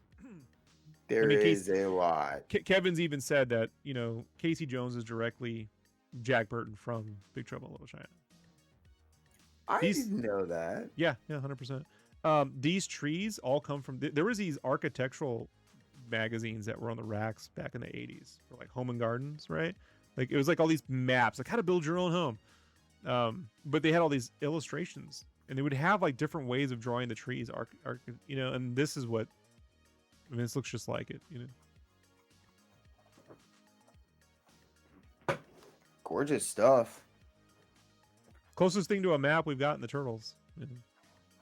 It's funny to see how tight that stuff is, like when their cities are so loose. Yeah, I mean, he clearly had a specific vision and a geography for where they were going to be at, right? And so, and look, this all comes in handy when the movie eventually gets made because he's able to just hand them all this stuff, right? And it looks so much like that. It's scary. Yeah, it's pretty amazing. They used it. Yeah, they used it. That's so crazy. Well, but I was like, yeah, I mean, because like that would make things so much easier. And then I was like, but no one would ever do that. And then I was like, actually, they did use it for the movie because that looks not exactly, but very close. Especially the barn and stuff. Right. Yeah. Sorry, I'll shut up. Nah, man. And so this is a whole nightmare sequence April has where the demons come through the floor. and the Shredder turtle. It's like a cross between the turtle foot soldiers and the Shredder demon. So clearly she's conflicted about the turtles at this point, you know. Oh Or she's yeah, lost her whole life, you know. yeah. I was gonna say. I mean, she doesn't know what to make of. That was another thing that like I always enjoyed was she didn't necessarily just wholeheartedly like buy into them right away. You know? Right. In the animated movies and stuff, they get along way quicker, right? In the films, but in the Yeah. comics, it wasn't I should say in the Mirage books, which is yeah. when Rob and I say Teenage Mutant Ninja Turtles, we both mean the Mirage The comic. Mirage books. Because that's the Teenage Mutant Ninja Turtles. Everything else is interpretations of that. And not to say that they're like bad, but just their interpretations. These fonts or the lettering on this is so good. This coming through the floor. I mean, it's John Carpenter, Toby Hooper, you know, like so good. I like that close up of her eyes. Sells the horror really nice. The Peter Chung, right? They Peter Chung before Peter Chung. It's a good layout. And so there's this whole thing where she's basically, it's her journal. She's actually writing the dates, and you're hearing, and this is the sequence in the movie where you hear April's narration. And look, this right here is literally that sequence in that Peter Chung storyboard for the Turtles cartoon where Donatello's making that giant coffee machine. Right? Here they're just working on heat, but yeah.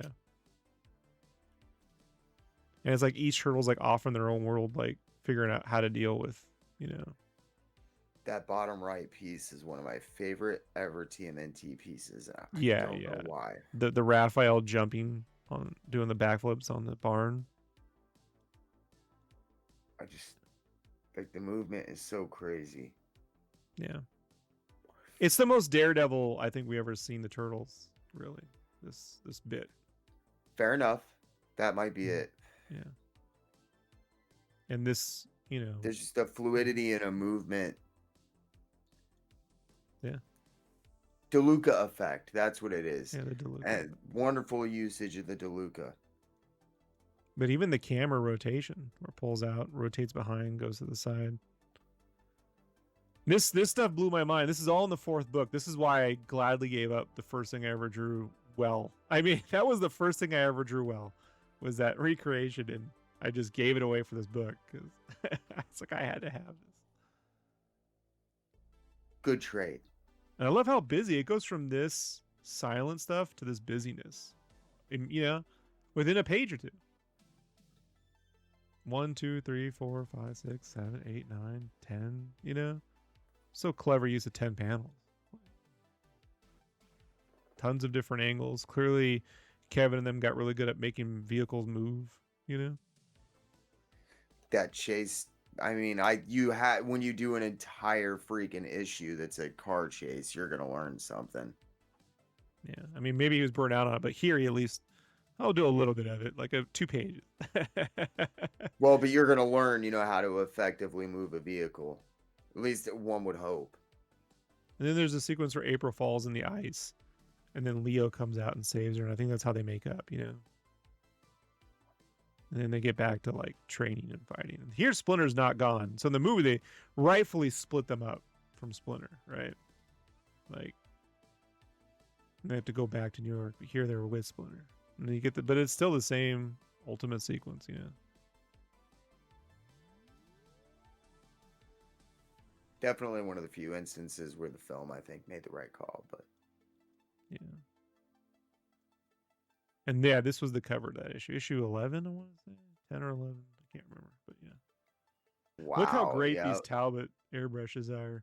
This is actually, you know, this reminds me of, because it predates it, obviously, but this reminds me of Stacey's airbrushing on the Wizard covers. This airbrush splatter. Yeah, definitely. Okay. Right? If you go look at the Wizard covers at Stacey, all airbrushed. I think it's a little bit more interesting than a lot of Stacey's work, but yeah. Yeah, but you can, I mean, it's like the same. Yeah, no, absolutely. Yeah. And this is the cover to issue, to the second, the first or second book on the Turtles first publishing. They put this as the cover. Yeah, that I remember. Yeah, brilliantly painted, and again, not over rendered. Kind of a lot of stipple brush, really. With the paints. Yeah.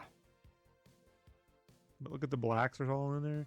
This is why I have a real hard time when I see animation that doesn't have shadows anymore. It's like, oh my God, don't get me started. Yeah, when they did everyone seems to love that Dark Knight Returns animated video 2-parter, and I'm like, there's no shadows. There were shadows in the Batman animated series. Where's the damn shadows? Like, and yeah. I mean, Turtles literally are called like Out of the Shadows. True. Never saw this, the Comics Buyer Guide. I never saw that one. This February 10th, 89. Huh. I've never seen this one in the wild before. Neither have I. CBGs can be kind of hard to come by, though. But I love how they have this. I think this might be the first time they ever did the Mirage Turtles and the 80s cartoon stuff on the same package, right? That's probably why we've never seen it before.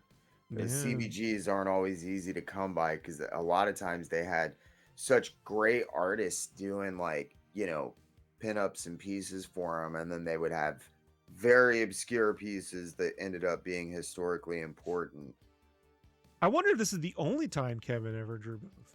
I'm wondering, probably not the only time, but one of definitely a handful at best. I'm gonna say I think it's the only time, dude. Really? Yeah, I think this is the only time he's ever done it. Yeah, I think there was a lot of resentment from that cartoon, man. I think I didn't argue. I didn't say that. I really wish I'd asked him. I ever see him again, I'm gonna ask him. I will. Some color studies for this is my singular favorite Turtles piece ever.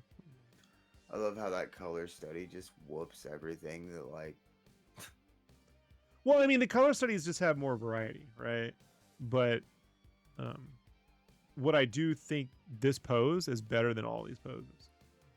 No. And I think that the buildings and the usage of the white to break up and really pop the turtles out. The turtles out, right? Which is like something you didn't always see. A lot of times they were blending into stuff.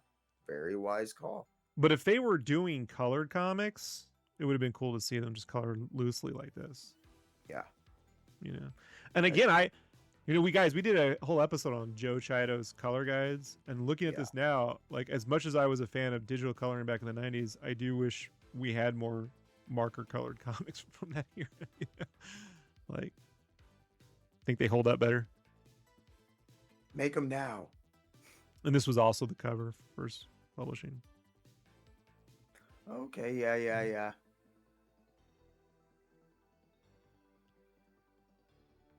And this was the last cover. So this is covering all the first publishing stuff.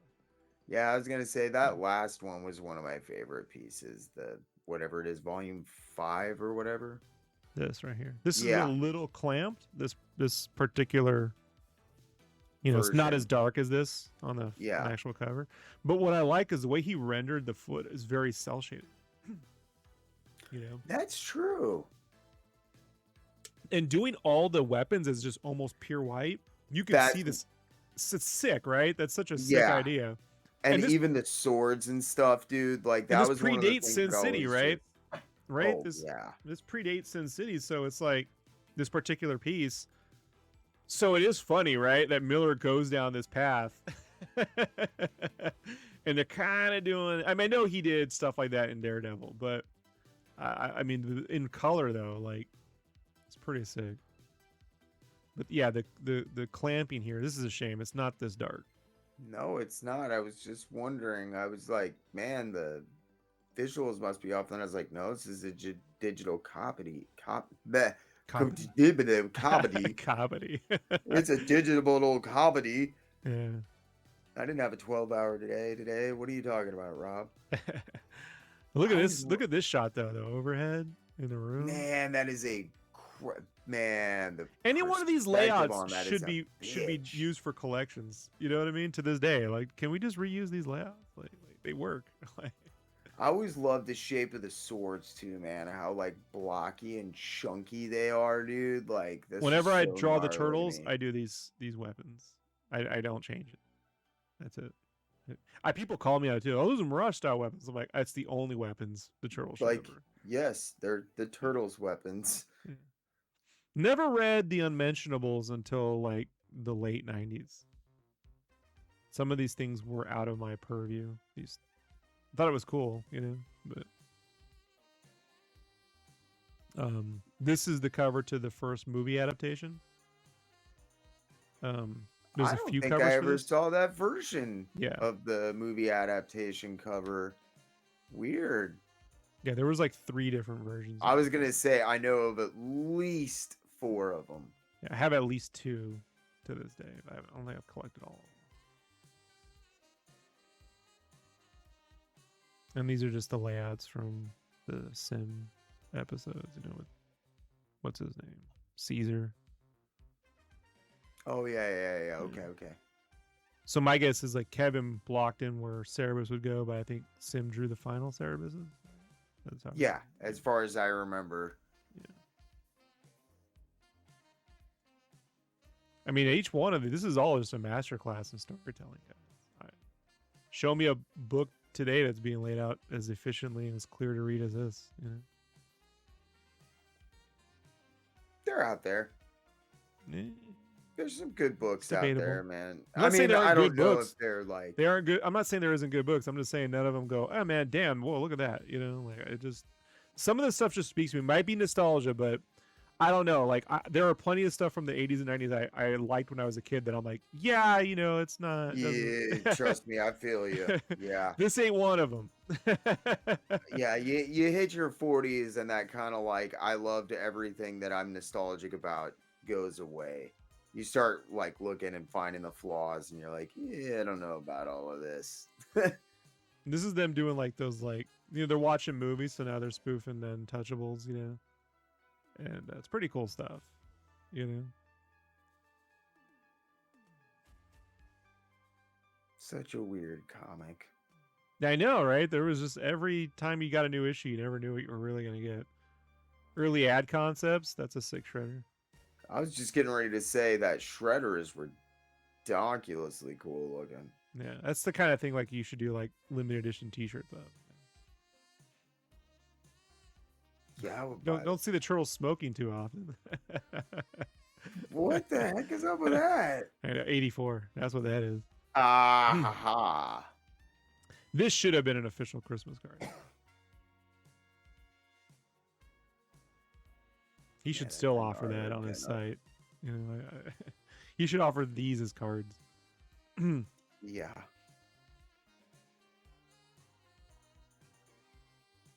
So much of this shit should just be readily available on shirts and posters. Going to San Diego, dude. Crazy is that. And these crosshatch layouts are so good, dude. Man, that's a hell of a page.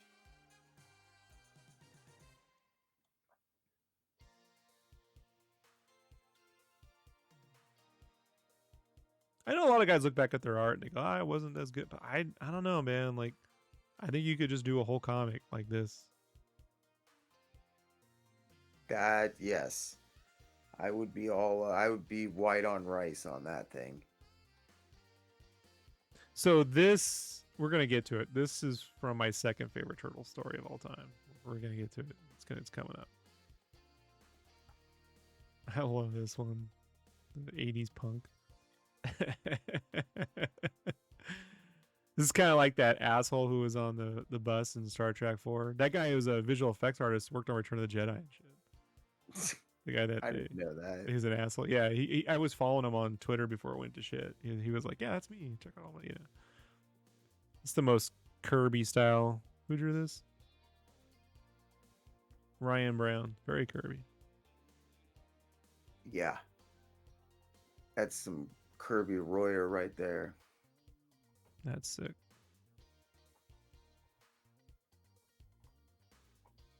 See, when your characters work with no rendering and right like this, but then work with a ton of rendering, you know you're onto something. I like how the background's fully rendered, but he's like nothing. Love these chunky sides. Yeah. Interesting choice not to do it the other way around. Miller's Tavern.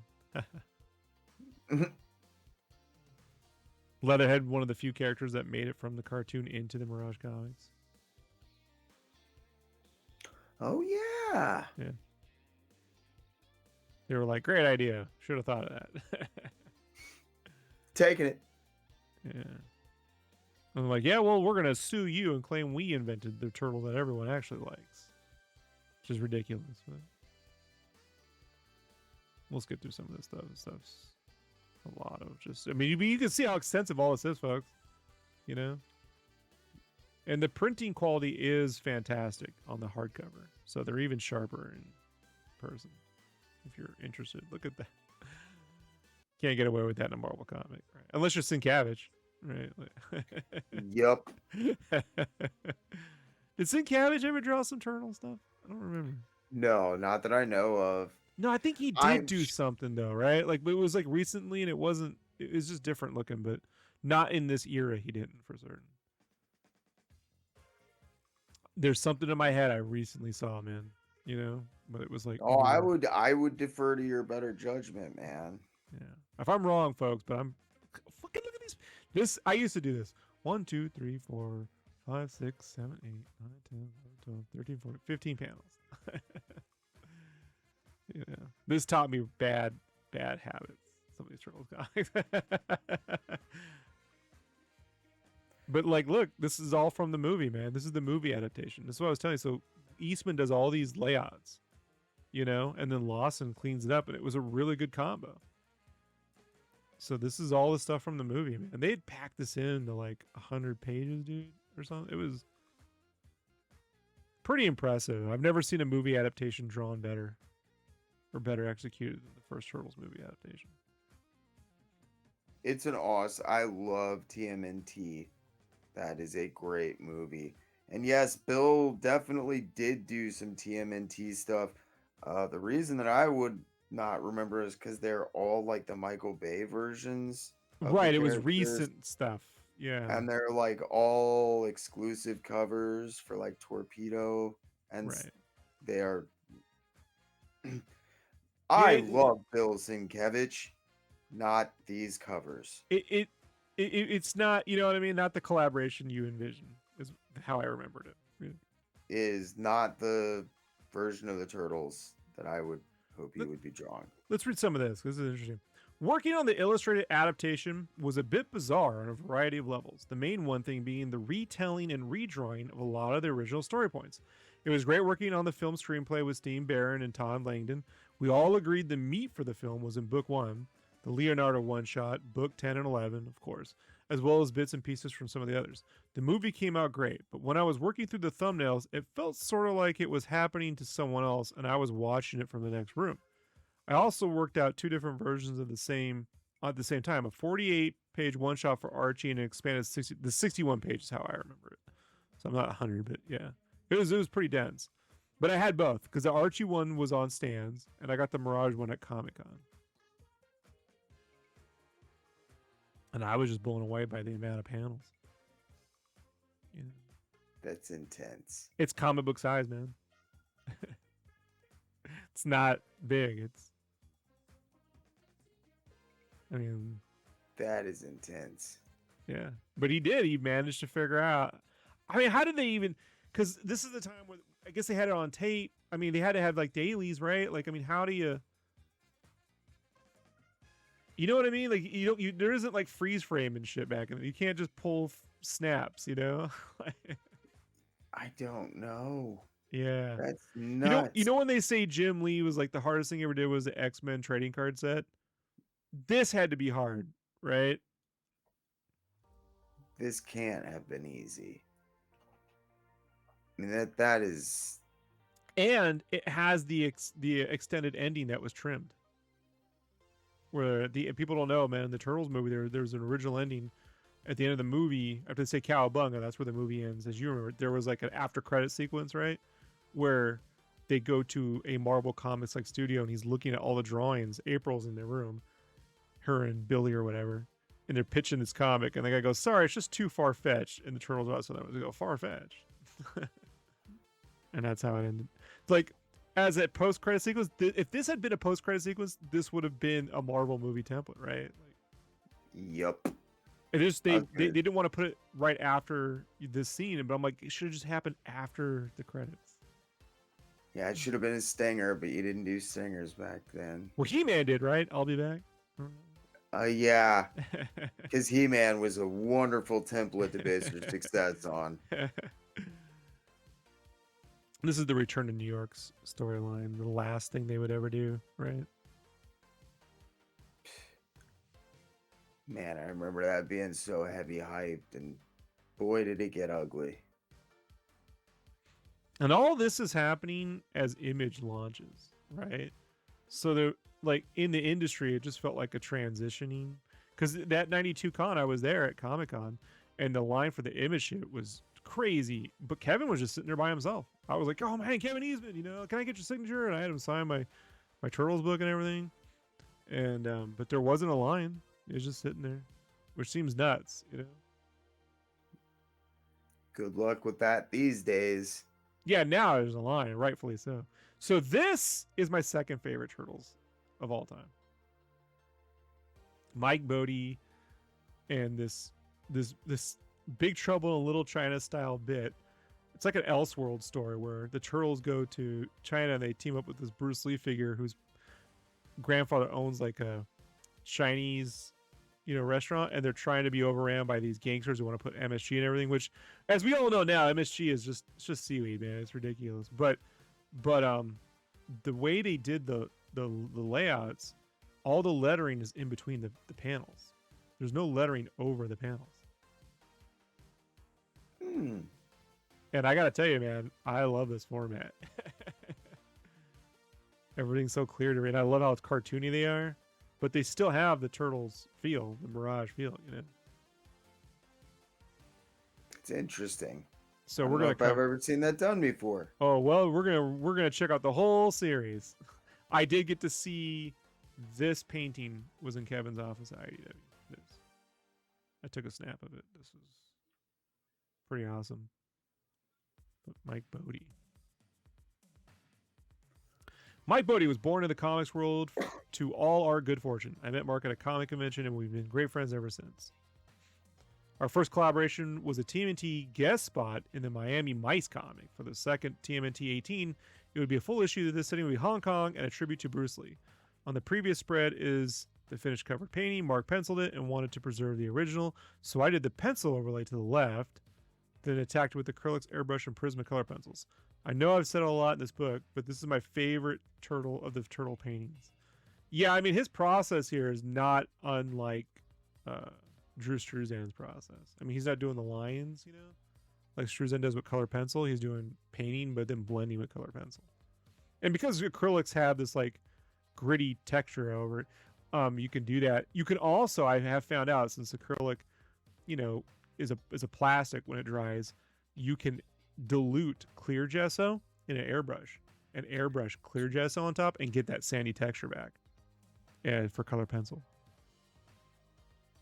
So what you said, I know that was a big part of what like Struzan did. So, well, Struzan, I think because he already had, he was just the acrylics had, I don't know, he was just color penciling over acrylic. I don't know how to have the. See, I never figured. I tried his approach and I couldn't get enough grit for the pencil to pick up, and I could never figure out because he's doing it on the Hellboy. There's a Hellboy DVD, folks. Drew Struzan, creates the Hellboy poster, and you see him just putting color pencil right over. But I think on his stuff, he put such a thick layer of gesso underneath, it retains its texture, the tooth. Okay. Yeah, and that's the one thing I never really got was a thick gesso under layer, because I tend to print out my art with waterproof inks and then draw over, right? And the gesso over that wouldn't work, So my way around that is to just airbrush clear gesso over the top of that. and you still get as long as it's all sealed in, it doesn't matter. You get the same end result. There's always multiple ways. Remember when I told you they redid that layout for the Game Boy cover? Where the turtle was surrounded by the foot? That's it. Here they perfected it because these shredders right here. This was the Game Boy game Fall of the Foot Clan. That's why they're wearing the different color bandanas.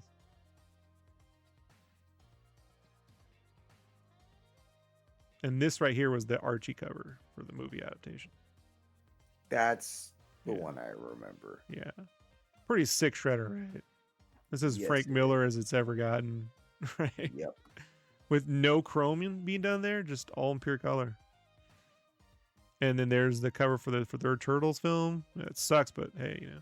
Why does she have, you know, inflatable doll lips? What's up with that? Don't make fun. The surgery was botched. All right. This is sick. Collagen gone wild. I love this. This is really great. So I guess this was originally done for the movie adaptation, but this was used again for the Game Boy game. Follow the Foot Clan. Oh, okay, okay. Yeah. And this is the Talbot stuff, right? Is it Pete's inks? No, him and Pete. Okay. But Talbot did interiors on this stuff, right? That era. And this is your personal favorite, right? Biz, baby. The Bisley body count. Which we'll not necessarily the story, but visual wise. I should point that out. This is the most Corbin I think I ever saw Bisley paint. Right? I don't think that is a accident. Yeah. Because these are straight Corbin colors. Like, I was gonna say, I kind of get the feeling that maybe Eastman was like, by the way, I love you so much that I need you to paint like Richard Corbin as much as possible. Like, look at that. That could be a freaking Corbin cover. The greens, the way they blend into those blues, like, right. You know, I love it. I love it. I love it. I love it. But definitely I can see post body count Bisley's work, a lot of the definition and stuff changes. So God, I think this is the image I most associate with body count. This particular, right? It is. It's the one. I think you're like, I've never seen the Turtles rocking a Uzi. I'm like, really? You haven't? Because I discreetly remember. Well, but I mean, like, that's just a cover. I don't mean like, I don't know.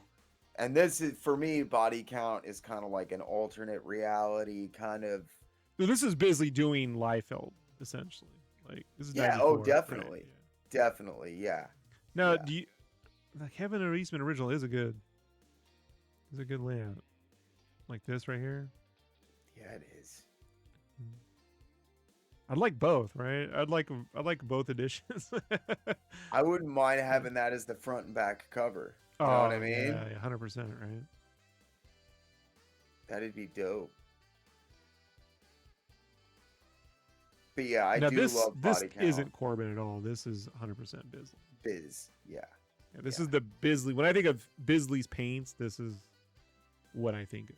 You know, this sort of that Vertigo, painting mixed in with this crazy, the Sienkiewicz kind of like, on steroids. Yep. Yeah. This stuff. I absolutely adore it. So. Not a fan of this. Not a fan. Don't need to change the mask.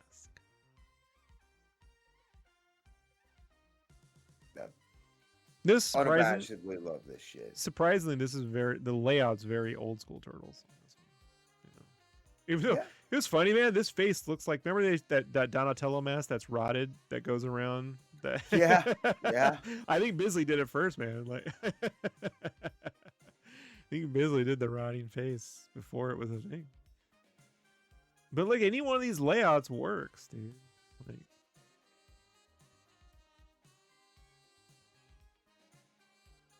so cool. What two guys? I think my favorite technically is actually the Michael Zulli stuff. The Zulli stuff. Yep. I don't think that's in here. I doubt it is. No one ever talks about it, and I don't know what you would add. Wow, there's a visual you just don't get anymore. City at War, though, man. What a great name for a story. I was talking to a friend about 10 years ago who was working with Netflix. I'm like, man, if I had the money, because it was like when Daredevil first came out, I was like, I would do a Turtles series on Netflix that's kind of like The Raid, but they're in the city, and they're all split up at different points, and they're trying to get back to one another, the turtles, kind of like the Warriors, and you know, Yeah. and so it starts like the Warriors, but then it ends like Assault on Precinct 13, and it's City at War, you know. Well, I would have watched that. Yeah, he was like, "That's a great, you know, I'm gonna pitch it," and I don't know, you know, it's never happened. That's my, if I had to sit in a room and pitch a Turtles, that's what I would do.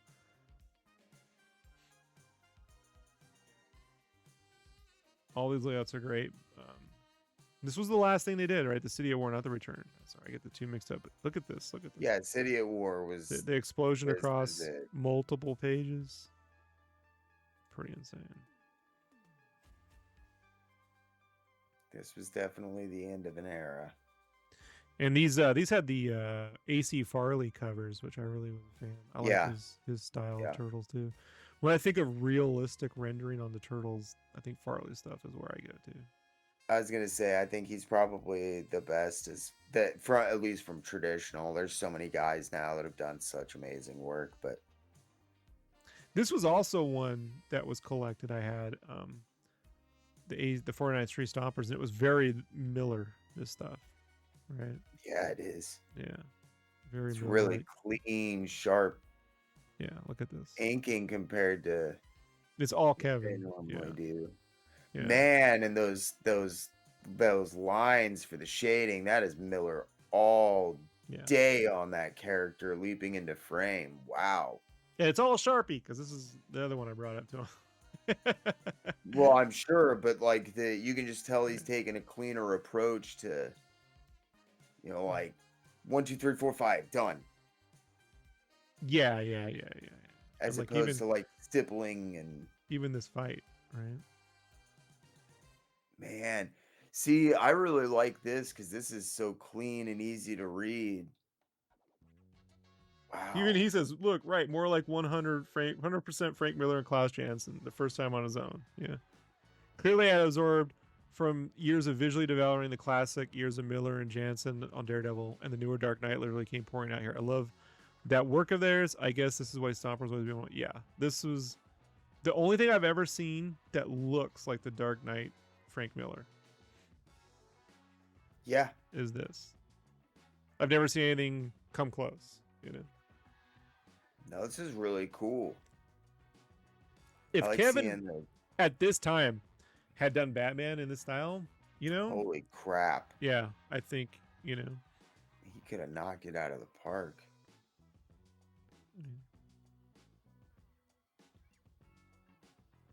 and some of the stuff, these backups, I'm not as familiar with.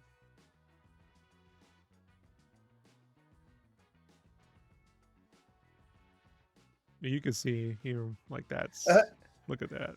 I was gonna say, I love the mutant wearing the Batman shirt. That's great.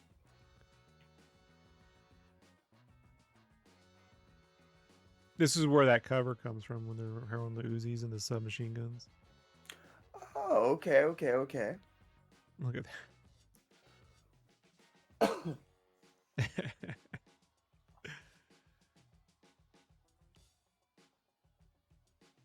But even here, like, look, there's a Daredevil. Oh, yep. Miller message. That's the only time I think they've ever appeared with Daredevil, really. all the callbacks, all the Easter eggs. J.M. DeMatteis. Do you approve of this hair rendering? Because I know you're a Williams. big fan of how hair gets rendered. You No. like- okay. It's lazy hair rendering. Lazy hair. It's great underground hair rendering. Also, that's been reduced, and it kind of feels like this is a little bit darker than the published version. So I'm gonna give him credit and say that it's not bad. Doesn't Casey look a little bit like 1994's Kevin Nash?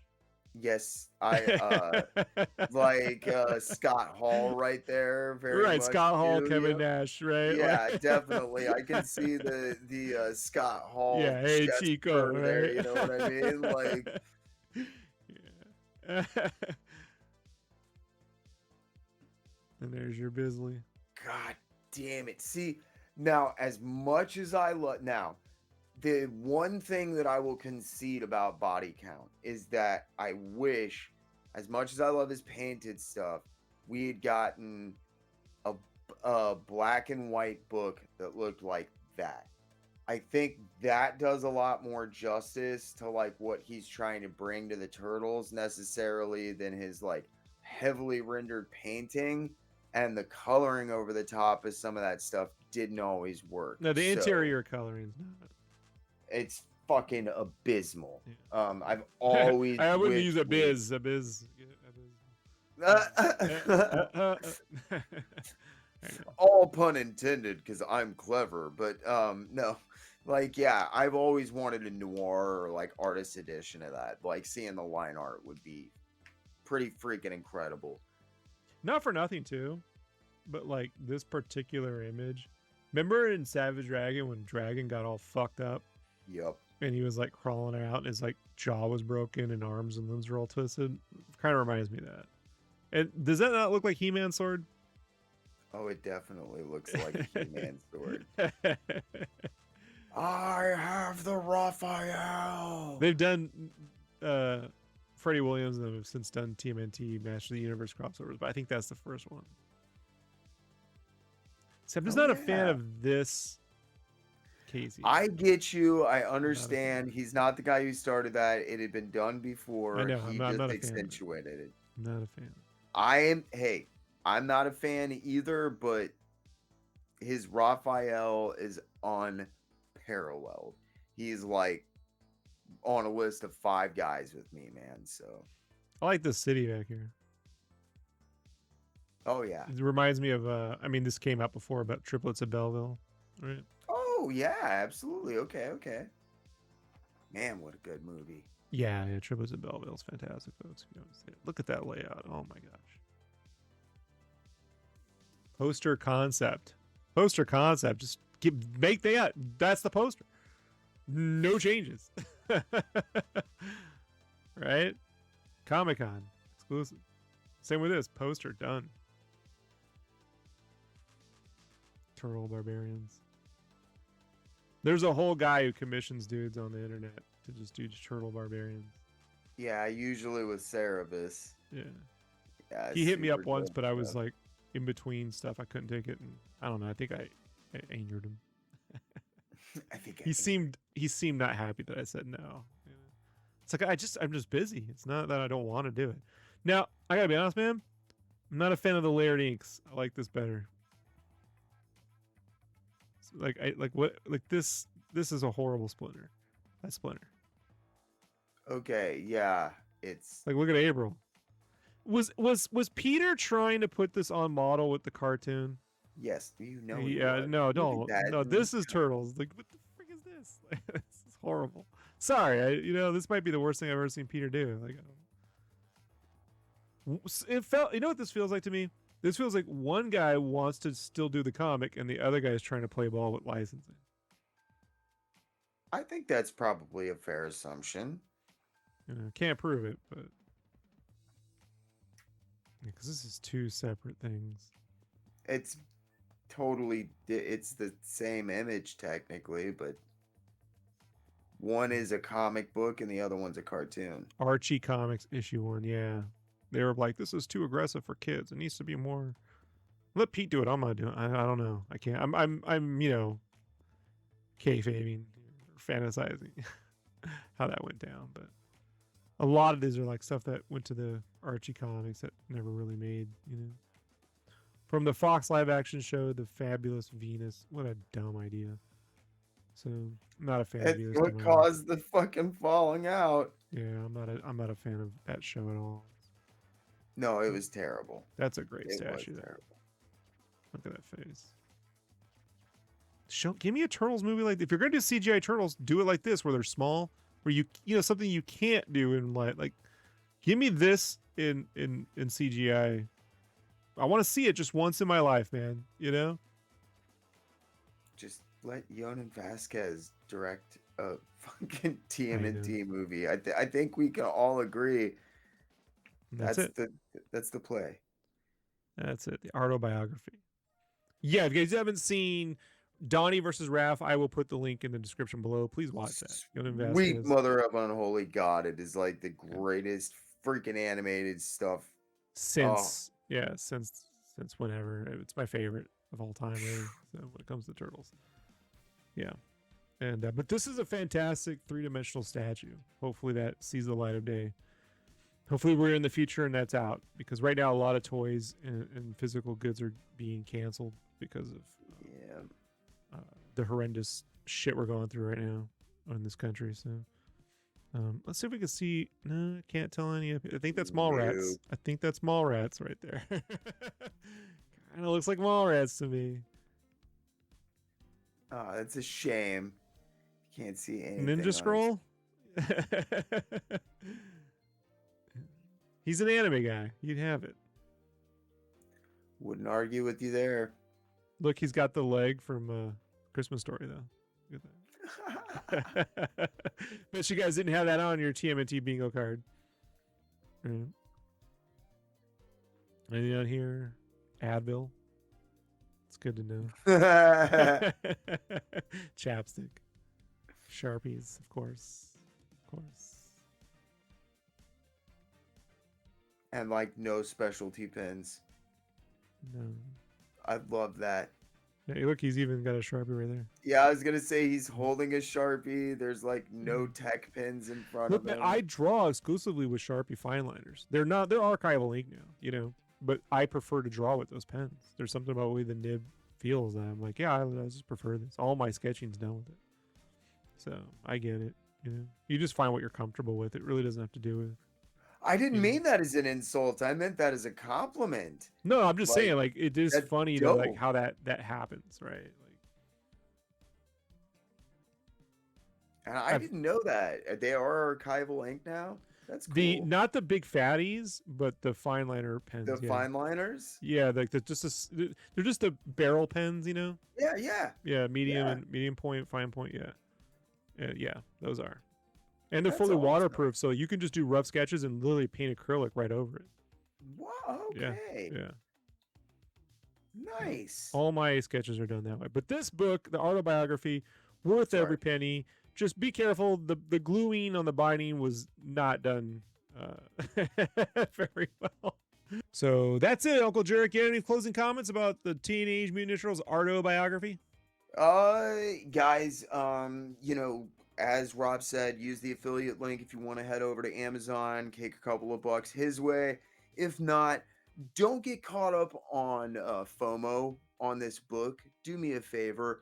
It is an amazing book, but it did have a very decent print run, and it falls apart. So if you are looking for a copy of this, don't be afraid to get on eBay and just spend a month or two. You'll find a copy for 20, 25 bucks. Might not be the greatest copy, but man, this is really one of those books that is worth. It is so well put together. It's so comprehensive. And if you're a fan of the Teenage Mutant Ninja Turtles, there is a lot of stuff in here you cannot find anywhere else. And some stuff that I didn't even remember, like the line art. Like it pisses me off that I can't get the line art version from IDW in the Artisan book that said it had all the different versions. So there's some really cool stuff here. This is definitely worth seeking out. Just do me a favor. Don't be the dude that pays $250 for a copy of this. No. Okay? No. Don't do that. No. Find a reasonable copy. Get the $15 PDF straight from Kevin Eathan's website, which the link will be below as well. At worst case scenario, pick up the PDF and check it out while you hunt for, you know, the $20 reader copy on eBay. Yeah. That's what I would say. 100%. And check out that calendar if you can find it. They go for $100. Yeah, obviously, dude. To find those calendars, they're not cheap. Okay, I was wondering. I was like, is that another one of like Uncle Rob's tips that's going to be like $3,000? Because that one's not that cheap. They didn't survive many a kid in their bedroom, you know. So reissue it. It was one of those things where I had 2 copies and I kept one sealed until about a year ago. I finally took it out. The other one that wasn't unsealed fell right the fuck apart.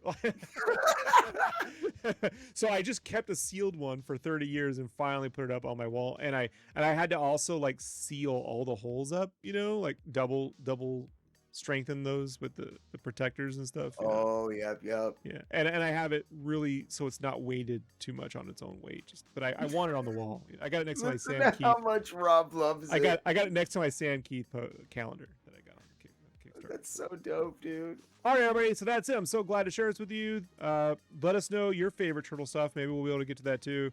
Always want to know. As always, folks, be bold And keep cartooning.